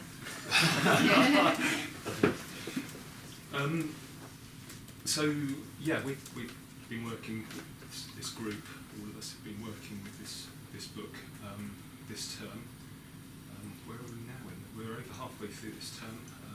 I know when we started, I used to look out the window there and get the sun on the bricks, but now it's dark. The clocks changed at the weekend. I was away at the weekend since last week. It was half term last week, so I had the children to look after, so I was sort of trying to fit in reading this book, and yeah, I did bits here and there. I had to go to I went to a funeral yesterday, had to go back to Kent for it. And we were talking about families. As it was my aunt's funeral, I got family photos out with my mum, and we were sort of talking about all these connections, and then some of my cousins were talking about sort of where the family name came from and this sort of thing. And going back through, we were talking about farming and all these different trades and where the name might have come from geographically. But coming, both ways on the train, I was reading the book, thinking about being here with everybody, other people talking about the book, and just all the notes. I was taking notes. In fact, I read the book before earlier in the summer, and I made more notes. There were lots of notes. In fact, I'm rewriting the book piece by piece. I expect if we had to keep doing this, I would have the whole thing verbatim. But this is very much a core chapter for me. There is a lot of physics in it, which, unlike Sarah, I did struggle with, and I didn't try any harder to understand. But there were certain things, but I did understand that thing about building through the chapter, through the 100 pages, and thinking about how would I deliver this, how am I going to talk to everybody about this week, and having the distractions. I was still trying to read this a bit earlier. I had to collect my new pair of glasses, which these aren't a new pair. I've got a new pair in my bag. But I went and collected my new glasses that I could see the book through. And then I had a bit of time, so I went and had coffee and carried on reading. I must admit I fell about 10 pages short of this rereading, but there were certain things coming to me. And that is probably those are the extremes, so cut. Those are the extremes of the opinions that I'm seeing within this chapter. There's this very quick, what's the word? Sort of rejection of the detached scientific position, and within that, Barad puts Einstein and Newtonian science. Equally, for me, I think I've realised that the danger is that everything turns into this big messy soup of flowy stuff, and there's no differentiation. So it's about that idea of where within that wittering sort of recount of what I did with the book, where do I start cutting it up for it to make some sense, for me to be able to convey what happens in those 100 or so pages that have a resonance with my work, and that I can then maybe use to convey to you, and that you might be able to pick from that resonances for your own practice, for your own work. So that's really there's an element of me pushing back from that chapter, which is a sort of detachment. No, it's not, but it could feel like it. That it's very easy to get involved in the nitty gritty of it, but I think it's that curve that Sarah sort of hinted at, the way that Barad is building it up, and why she's giving you that information, what she wants you to do with it. So there's various elements coming into it. There's a history coming into it, which is very heavy at the start with the Copenhagen play part. There's obviously the physics, the heavy-duty physics part. I mean, I think she says early on in when she's setting the book up, that you can skip certain chapters, but don't really actually. Just try and plough through. And she says at the start of this chapter 7, sort of give things nicknames if you struggle with them. But I'm wittering again. Did you nickname anything? I didn't actually. I found that even worse than than even trying to nickname those squiggles that are.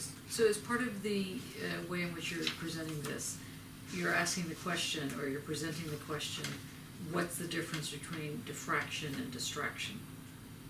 Or when there's many things in the soup, as it were. Yeah. Funeral, going on the train, coming back, getting your glasses in, the children, reading a couple chapters, falling 10 pages short, so on and so forth. And yes, taken all together, that creates the moment called this book of 25 centimeters, or, I mean, not centimeters, millimeters, whatever, Yeah. blah, blah, blah, and so on and so forth. Are you asking, is that sort of rendition equivalent to Guy's piece I think that he did? For me, one of the big parts that she talks about in chapter 7 is phenomena. And it's what comprises, there's a danger of not knowing quite when to stop with what you put into the phenomena. And I think probably particularly as an artist, that is a key skill, that knowing when to make this. Well, for the Kantian move, of course, is that when it becomes beautiful, whatever that means, that's when you stop. So you could have continued doing what you were doing, but you had already reached the moment of beauty, or whatever you want to call it, or cohesion, let's say, of something that cohered enough. In your case, the cohesion wasn't happening. But that was also the point, I thought. The point was that it wasn't happening, and that was as skillful in a certain sense. You know, that's what when I said slightness, there is slightness there. That's what I'm. That was even more slight. Yeah. But it didn't. I mean, I didn't mean that as criticism. I mean, but it didn't create. For me, anyway, it didn't create a cohesion. No. And I don't. I mean, I think that it just didn't settle in a certain sense. It didn't have that moment of cohesion. But I, at the same time, don't want to say for me. Because there is no for me in this. The question is, does it cohere or not? Because that's what she's talking about. You know. Yeah. Was that what you were talking about? Yes. Yeah. And it probably was that point that I didn't know how to. We literally were going back to the coffee. Me having the coffee and thinking, how can I tie the bow on the ribbon to sort of. Make it neat and tidy. Yeah. So I hadn't got the duct tape on the box, perhaps to use it.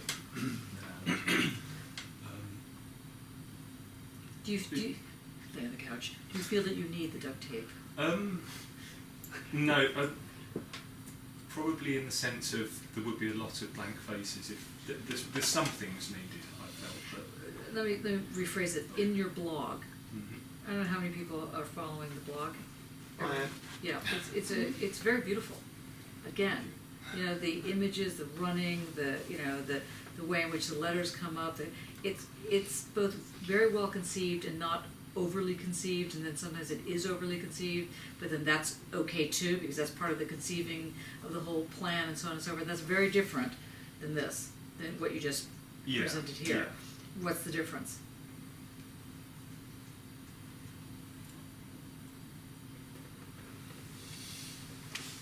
Well, Mark, you're following. One's a tactic, one's a strategy. I think Stuart performs as a tactician, master tactician, whereas most of us performs into strategic. We've gone into the war camp with the strategic, I think, but Stuart. Well, strategy is a wider scenario. Place a place. I think calling on Kant. You know, the Chinese philosopher once said 2,000 years ago, you know, a white horse is not a horse, and there's no such thing as a horse. You know, that's a tactic, not a strategy. And I think I understand what Stuart pulls his reserves from. So I think it's interesting.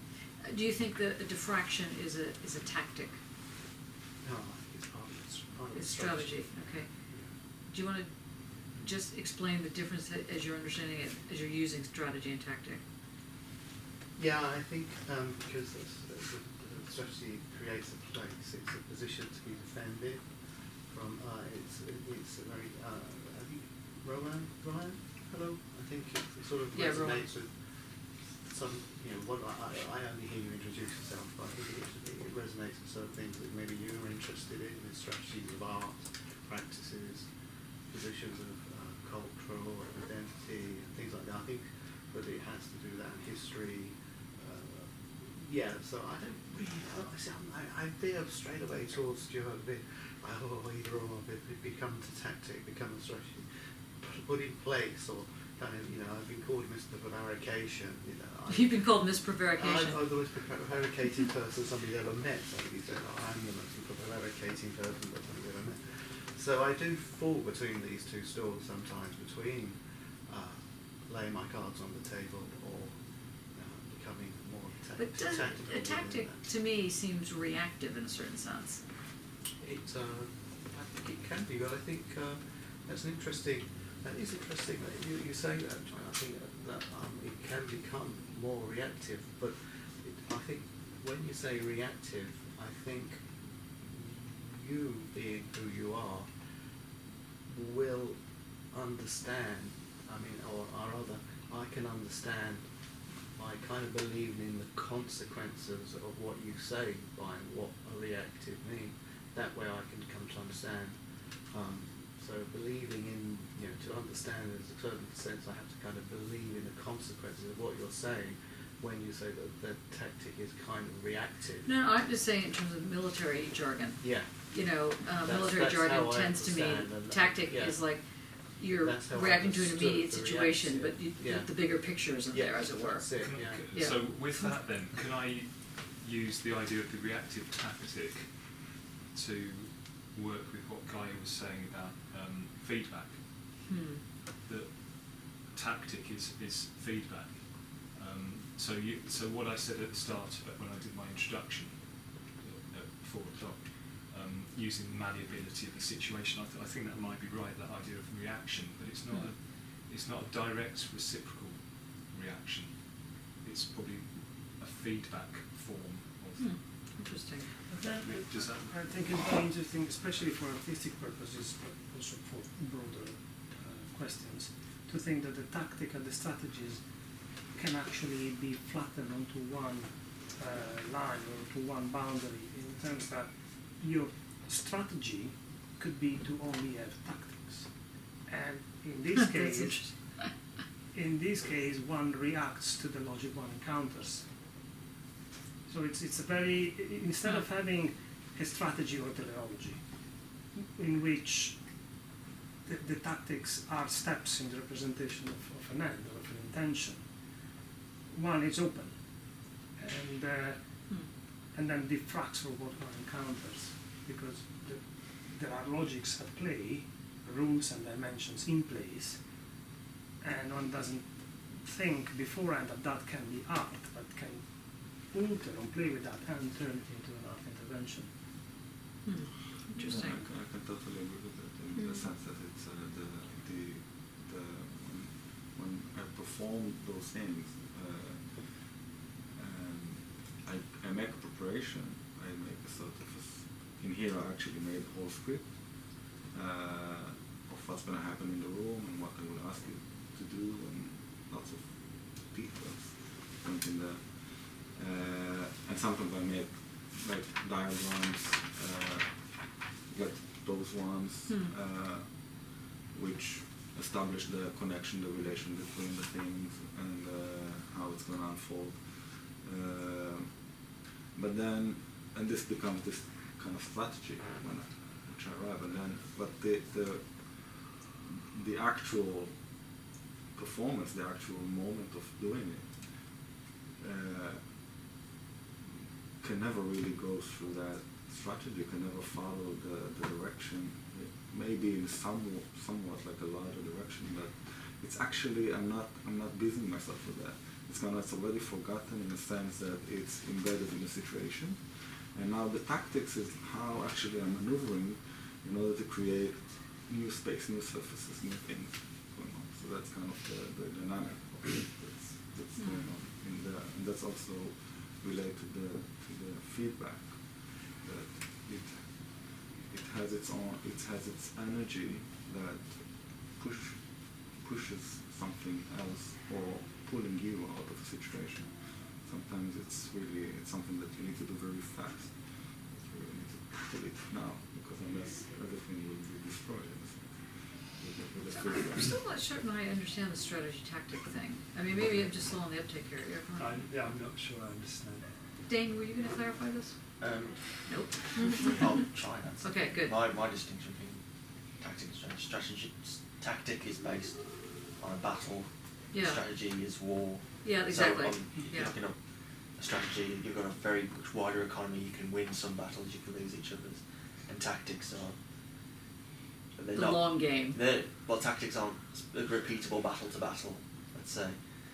You're organised in a specific moment, specific timing, and specific conditions, and you have to respond to those in that moment. Strategy comes in to say, how important is it to win this, to lose it?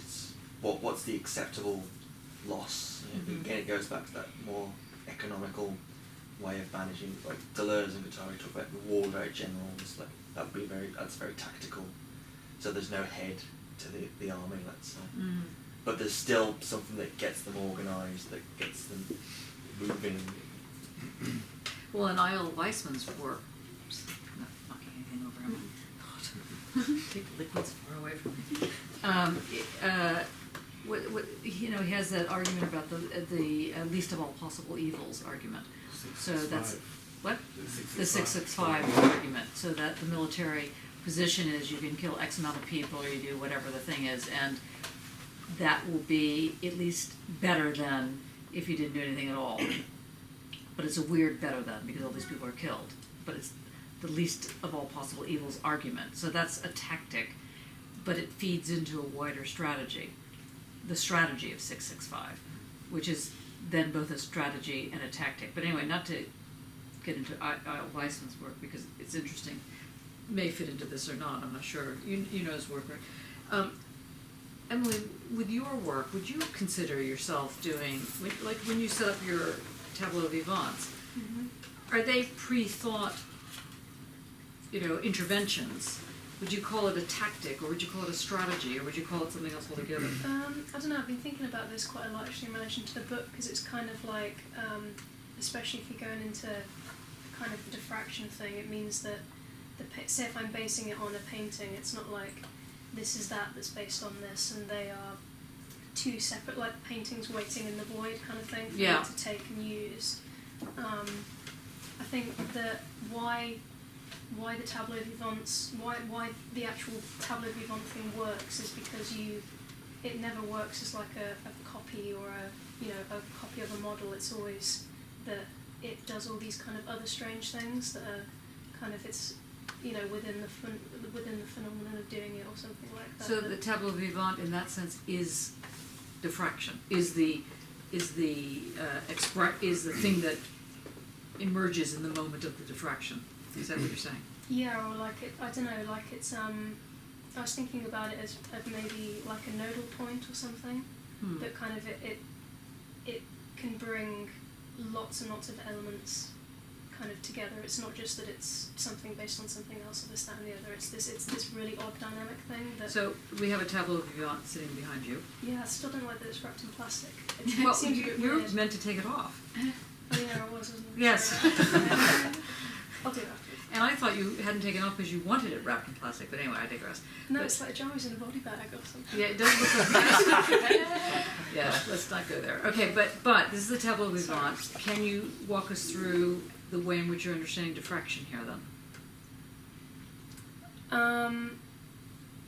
I suppose that it's kind of what it kind of means to me, the tableau vivant. It's the things that are important I take from it, is not that it's this kind of remaking or reappropriation or anything like that. It's that it can be something else entirely, that it's kind of, the history of painting is kind of a factor in it, and then, the fact that I've chosen Ajamu and Ya to be in it, and the way that they're dressed and the way that they held themselves and things like that. And, I think especially I was thinking in this one, the idea of like race comes into it quite a lot, and there's all these kinds of things that are important.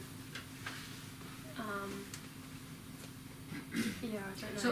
So I don't want necessarily for us to like put a theory onto something, but what's the relationship then between talking about these things like diffraction, or in fact diffraction, and what we're looking at?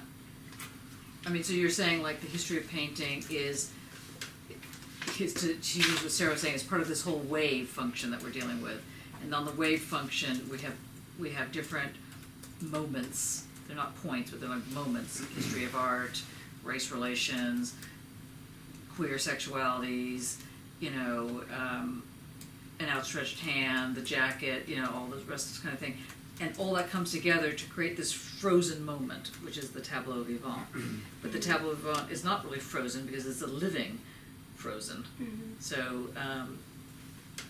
not to repeat my lecture from last night, but what I got into last night was this whole question of the process, the exquisite process of becoming corpse. And the becoming corpse is a shamanistic move, which we've never discussed. I haven't discussed as part of this situation in the group, but it's part of my work on shamanism, and it's a shamanistic move where the body is dead but not a corpse. And when a body, like let's say an animal that one eats, dies but is not a corpse, it's in what in shamanistic terms is called a becoming corpse. And that's when the body that is not yet totally dead, but is obviously not alive, can be eaten. That's when the body turns into flesh. So the flesh, or the meat, is consumable only at that point. Now, at that point, to me, in my work, is this diffractive expression. And the becoming corpse aspect, I mean, which I have stolen from Bataille and from Nietzsche, so it's not like, you know, it's like I give it to you as a present. You know, but what I'm doing with that is saying, well, that moment of hovering, or whatever we're going to call it, to me is the exquisite corpse that the artist, or anybody looking or facing it, you know, what Alberto talks about, when you face something in that spark that happens, that's when either you as artist or being as something eats it. That's when you become cannibal, or you become carnivore. You don't have to be eating a plant. I mean, it doesn't have to be literally meat, but I mean, it's the eating, it's the consumption. But it's not consumption in the Frankfurt School. It's not like capitalist consumption. It's not like, it's the pleasure that you get, and it's yeah. But it doesn't have to be cannibal. I mean, it doesn't have to be eating one's own species. It has to be the fact of the imbibing. I don't want to totally throw us off into discussion on my work. What I'm trying to get at is, Heidegger, for example, will call this moment a discursive, energy between little b being and big B being, or something. And this moment is this way in which the attraction starts, and you're also pulled out. What I saw you doing in this what I thought was a very beautiful thing, and I was curious about the beauty of it, and the way in which everything was sort of coming together. You have a messy table, you have bad lighting, and still there was something that did this kind of weird dance, almost like a seance type of scenario going on. And so I was just, to me, that was the production of the becoming corpse of something. When you're able to then get your teeth into it. The moment you get your teeth into it, as it were, that's when it works as art, was the argument I was saying last night. Except they kept bringing it back to Frankenstein, which was just kidding. In this becoming corpse, especially if we think of it in terms of these two examples, actually a becoming alive of that which was plain material before. Yes. Okay. And that's why they're talking about it as Frankenstein. With the, it's alive. Anyway, that's really helped everyone, because now I've been reading a lot of thank you, Simon. That's a representative for everyone.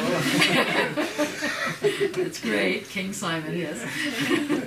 I've been reading a lot of Gilbert Simondon, and he uses the analogy of crystallization and the energetics, and you don't make a crystal unless you have a metastable solution.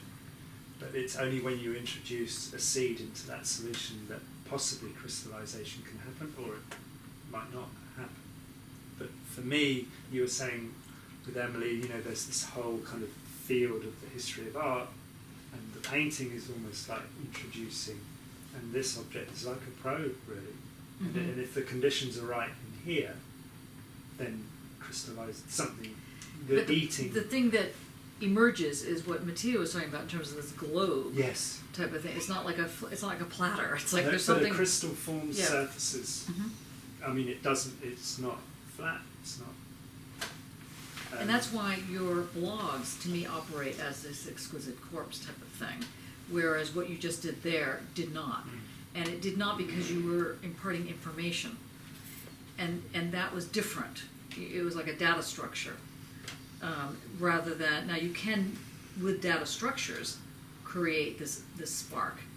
But as you have been saying before, like that's very tough to do. And in fact, a data structure tends to evacuate the spark. Yeah. I'm wondering whether there's also something to do with, Barad talks about asymmetry as well, whether it's something to do with that.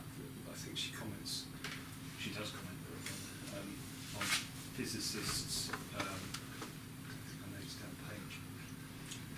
Is it between different pages? You can sort of guess? Yes. Nope. Between 242 and 352. Okay, well we should find that pretty easily.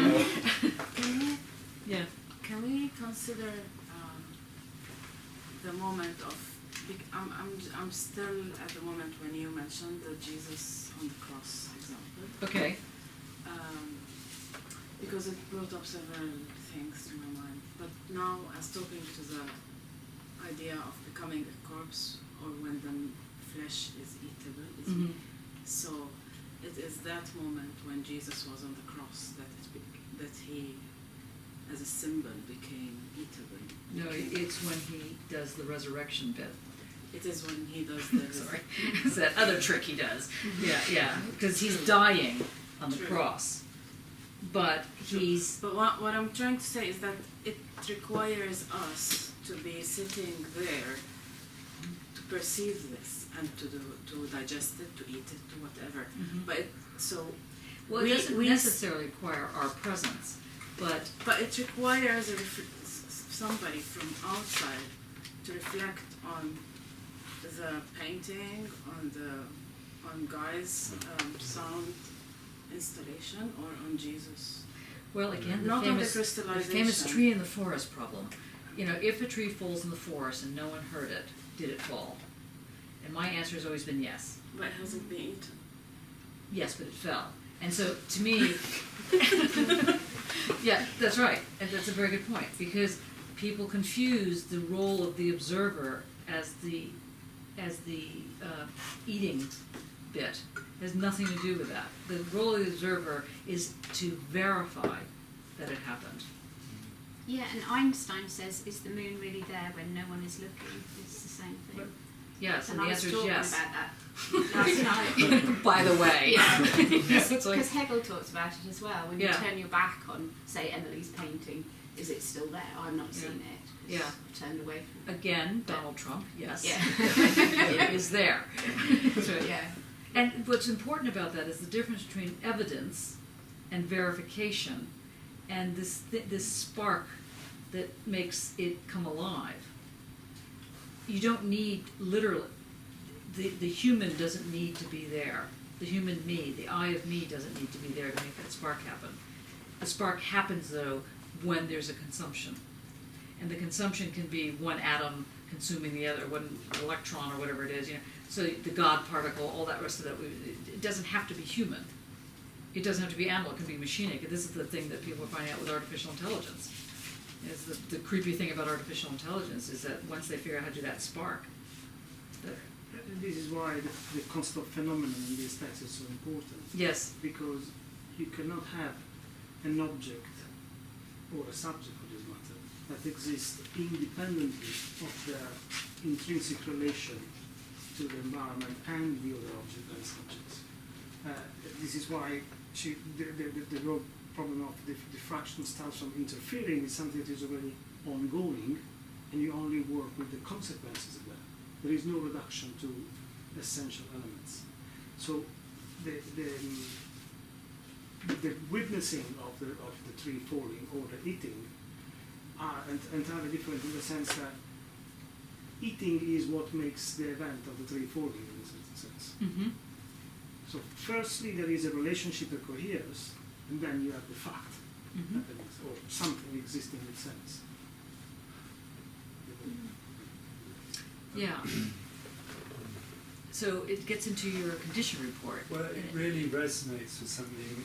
The Music Hour, the V&A's museum scientists are trying to look at the effects of temperature and humidity on furniture in galleries, and they've been listening to furniture with very sensitive listening equipment that's been placed near these pieces of furniture, and what they and what they hear is the sound of new surfaces appearing, and that is what we call a crack. But that is about energetics, and it's about a probe, a very sensitive probe, and it's about conditions, and it is really fantastic, and it's even called RH events, which is super. How fantastic! But it's but sort that's of brilliant. I mean, that just gets back to that is fantastic because there, what we were referring to, what we, meaning me, was referring to earlier about the scratch, is actually, or the crack is actually a new surface. Yes, it's a new surface. How? And they call it's the result of energy. Chills. I mean, a new surface to a material scientist is an energetic. Wow, obviously. breakthrough. A breakthrough. No, I mean breakthrough at the seminar. That's very interesting. And it is very, you can't predict when that can happen. You can look at the temperature and humidity changing, but even within different woods or different joins, it's really dependent. They leave these probes. They've left the probes there for over 6 months. So for how long do they? What's the length that they are making those kind of recordings? Well, I said, listening could to I listen to this? Yeah. And he said, you can't listen to it. You can't actually hear anything. But he apparently... So they take it and speed it up or something They're like that? going to try and amplify or manipulate it so that I could bring it so that we could actually hear what that crack or that new surface sounds like. But as far as the data that they're gathering, it really doesn't sound like anything we'd... it's not... doesn't sound like what you've been doing for us this afternoon. Well, but there are scratches because, like I was saying, in let's say the canon or traditional philosophy, the deep cut is required in order to make sense of something. But in this type of let's say diffractive environment, it's the scratch or it's the interruption or it's a much more gentler thing. But there's something that goes on that doesn't disrupt, it creates another surface. And that's why I think it's like my eureka moment when you're saying that, because that crack is actually the surface. I mean, it can be very violent. The changes in temperature and humidity of somebody in our studio, say, has been stretching. Someone did stretch a Japanese print, and overnight the humidity changed and it literally tore. Oh my God. Because you have to stretch it out to flatten it, but if that's drummed too much, it just tore straight through. So it can be quite a violent... Did they feel bad? They did, but luckily there was someone there who could repair it. Imagine coming to work the next day.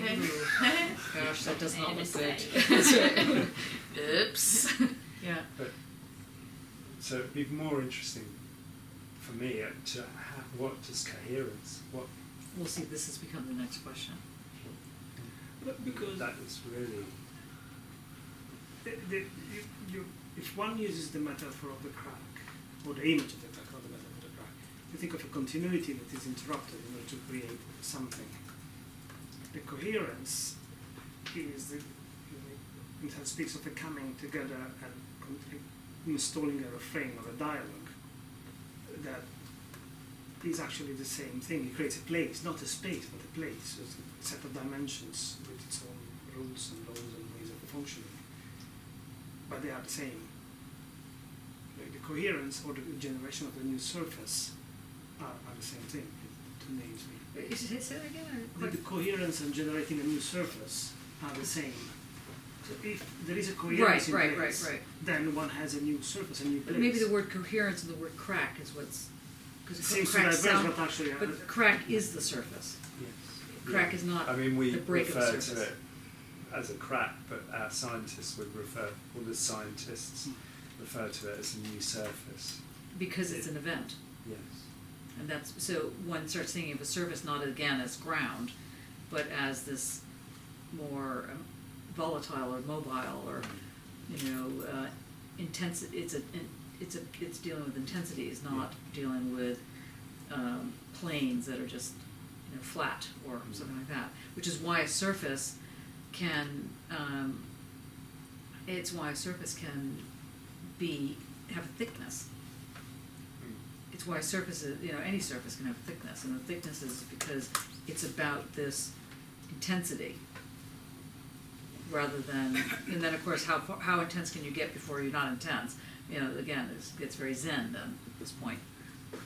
But there is an answer to that. But then we come back to what the piece you asked us to read about time, because what's the relation to that new surface and time? Barad's saying that phenomenon, which I understand is that new surface, is making time in its coherence, as it coheres. Yeah. Yes.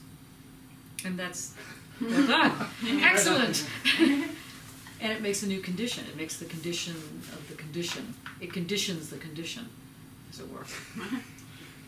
This is why the little booklet about the contemporary condition that goes around. Where is it? What is it? What is this book? Super thin booklet, white. Oh, great. Contemporary condition.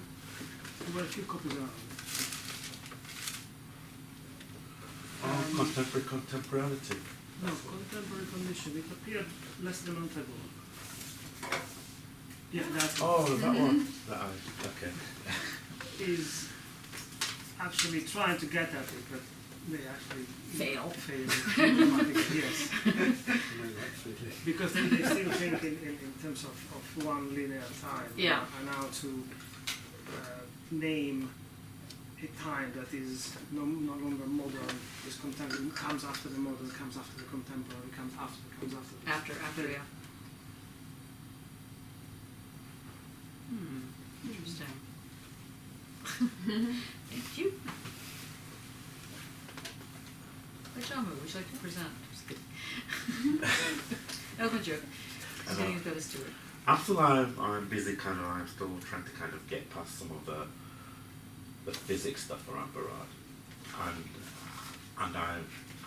And I'm also trying to kind of make a connection between archiving and then kind of some of the stuff I'm kind of reading.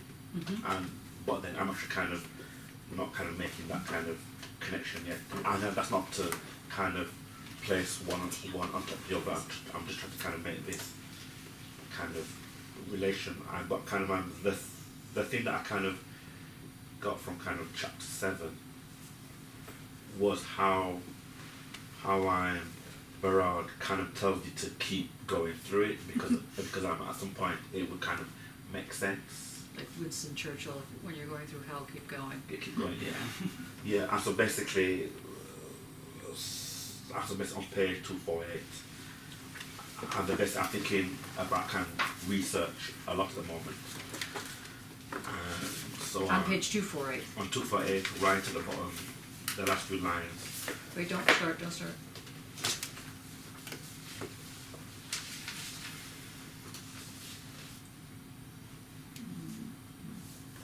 Oh yeah, okay. The journey can be difficult, but there are many rewards for making the effort. And so basically I'm just trying to kind of see how Barad is like I'm talking, kind of how can I kind of pick up things around the researching process at the moment, because actually I cannot yet make the link between diffraction and the one trying to kind of explore through kind of archiving. And then on page 249, which is kind of the point that really kind of speaks to me, is one has to make a commitment to the difficult and the sweaty labour required to successfully navigate that landscape. And so really kind of that's the space I'm trying to kind of get to around kind of infraction around infractive is still not quite kind of making sense for me kind of at the moment. So hence I'm just kind of seeing what does this kind of say into research. Yeah, no, I can imagine. Yeah. So, what are people hearing now? I mean, we're going to redo this chapter again next week because I think it's pivotal here. What do you now hear again about this diffraction? Like, what is the difference between diffraction and, let's say, entanglement? I mean, they're totally different, but I've heard tonight that a little bit of interchanging going on there. And you're more than welcome to try and talk about it in terms of your work, if that helps at the time being. So could I maybe use then the Janu to try to see if what I'm thinking is what could help Janu with it. So would it be, maybe put it a bit too simply, but would it be that this concept of the archive is an entanglement, and a Janu with his modus operandi as an artist, researcher, whatever you call yourself, these entanglements create patterns, and it's the diffraction of those patterns that is where the work is happening. So it's recognising those. It's not points, but it's not quite overlaps. Good. So, in other words, diffraction. Good. So I think one of the clarifying aspects of that, of the way you said that, Stuart, is that diffraction kind of is to reflection. They're not the same thing, but they're both movable. Reflection requires, in this case, the observer. You know, it requires being a mirror or something, and this is the getting rid of the mirror. Basically, you don't need the mirror because there's singularities. It doesn't matter if there's someone there or not. Diffraction is about the same kind of, not result, but let's say, if there's a self-reflexive move, the self-reflexivity tends to create, I don't know, the meaning, the moment, the truth, you know, the Kantian kind of move, or not just Kantian. But if it's diffractive, it only creates the moment if, in fact, the moments become entangled. Would you agree with that? Yes, I was thinking specifically about Adamo and photography. Often photography is discussed in basic ontological terms. The subject, the gaze, the object, and is how representation happens or fails in this linear thing. But in fact, we are not taking each time again the first photograph of this photography. We are born in the photography world, which has 2 centuries almost of history. Now, that is your material, your matter, your thing. Is a phenomenon very complex already in itself. And you intervene on it, sort of altering its balance because you add something to it, or subtract, but anyway, you alter its identity. So that is a diffractive move onto something that is already ongoing. And then you can say that the material of photography is not representing, the material of photography is not the object it represents, but is a representation as itself, once you start working with all of its history. I don't know if it makes any more sense. This would make sense. Say that again if it makes sense to me. Sorry. Then, if photography can easily be associated with the problem of reflection. It requires a Cartesian subject and a Cartesian object independently existing, and then one puts a medium or a vehicle in between the areas in between the two. That would be photography. And there are endless variations and other problematization of this line. But addressing the problem of photography in these terms, to me, equals taking over and over again the first photograph, the one taken in 1840, whatever is done. Instead, now we are born in the photographic world. We already know the photography, what photography is. It exists. It has 2 centuries of history. So one engages with all that complex phenomenon of photography and intervenes on it by adding something with your work. Okay?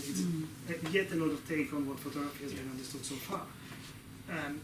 Therefore, you push it in such a way that it can make sense in a new way, and therefore that's a diffractive move. And therefore you can say that the representation goes from being the task of photography to being the object of photography. Photography deals with representation not because it represents an object, but because it plays with the rules of representation. Was the first photograph a diffraction of anything?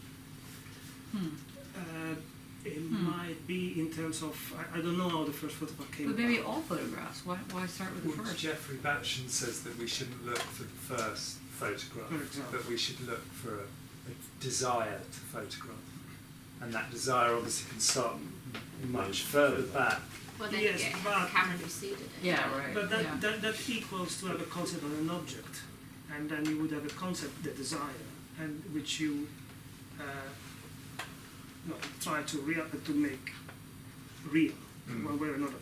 I'm not saying that I refuse one for the other, but I just see that sometimes, and I find that option more interesting, possibilities emerge, which means that both the concept and the object emerge, and the surface comes together in that moment, and that's where it's far more interesting than.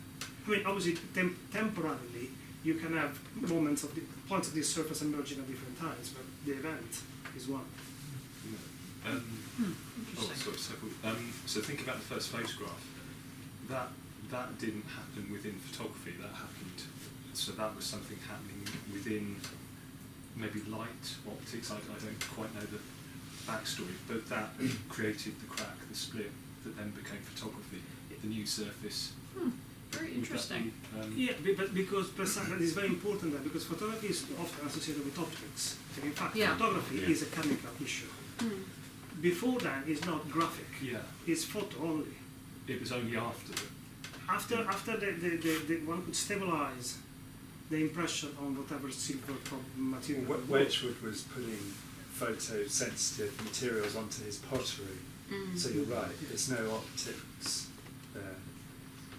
He couldn't, you're right, again, he couldn't stabilise them, and that was in the 18th century. But photography, taking an image of something, that thing called photography, that one that everybody hates, you know, the frozen image or the soul stealing image, that's what I'm talking about when I that's my lay sense. I mean, that I'm not talking about the photon, the chemical, you know, because I still mean this when I take a photograph for this. I call it a photograph, even if it's not like, you know, you're not dipping into any chemicals or anything like this. It's still an image of some kind. So this question of the photograph as image, or image as photograph, to me, has a different qualitative and quantitative, so I'm not overly content about this, moment than a painting of the same thing. Though the wish to have one's image somehow set in a frame or somehow caught is, you know, long-standing. I'm not sure what you're saying. I'm No, just but trying to get what I find is that the photography is first interpreted within a paradigm of mimesis that belongs to painting, and therefore is also disqualified as not an art because it seems too easy. Yeah. There is no craft and no skill attached to it, apparently. There isn't. Isn't that right? I've been working that one out for years. And then now we cannot avoid realizing that it is not that. No, there is. I don't know, it's not my topic, but it's obvious that there is a lot that has happened. So the photography has come out of the mimetic paradigm and has become an issue of another kind. Is it not almost the other, not coming without? Would it not be a case of it's another crack? Yes, this is what I'm saying. Within that mimetic photography. So it sort of remains within photography. Because I was thinking when Mattia was talking just now that within, I can't remember what I was going to say now, but Barad talks about agential cut within, not through, which I think is important for Jamu. And by the way, I do think that, I mean, I would like to think that it's just snapping a picture, it has nothing to do with craft or technique, but I can tell you that I am terrible at this. And, you know, I can hand the camera to somebody else who actually has, quote, an eye, and they can take a picture of the same thing No, that but I just tried. I did and not it's mean terrible. that there is no skill attached to that. Okay, I right. meant that that was the critique that Yeah, was moved to. right. But there is a skill attached to it. Of Yeah, course. there is. Yeah, I mean, sadly, I don't have it. I'd just like to add. But this is perhaps where that's something you can add to it that a lot of people don't recognise. That's what I'm trying to say, Yeah. because Yeah. there's a skill in what you're doing. Yeah. So one of the things that wasn't recognized was the beauty that was being, somehow sitting in the room. But the other is that there is actually a skill going on. There's actually an art going on. There's actually a techna going on. And I don't want that getting lost in the discussion, or just it all becomes a matter of diffraction and physics. I mean, I can't do this kind of painting or anything. It's just like that's not my artistry, as it were. So I think that we have to also think about where, I mean, when Mark talks about timbre and the tonalities of things, to me that's also where the techna comes in, as this kind of toning or tonalities.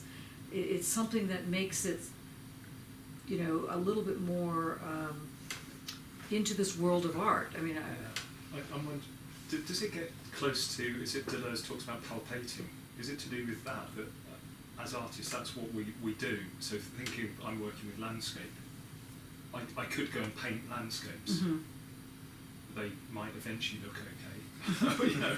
But for me that doesn't, but there's a process of palpating to try and find, the palpating at once creates that crack and identifies it perhaps. I think it goes back to Kierkegaard and the tremble. doesn't it? God, that's interesting as well. And can you elaborate on that? Well, just when you, as an artist, when you feel the tremble, when you know that's the moment that you press the shutter, or that's the moment you draw, or whatever.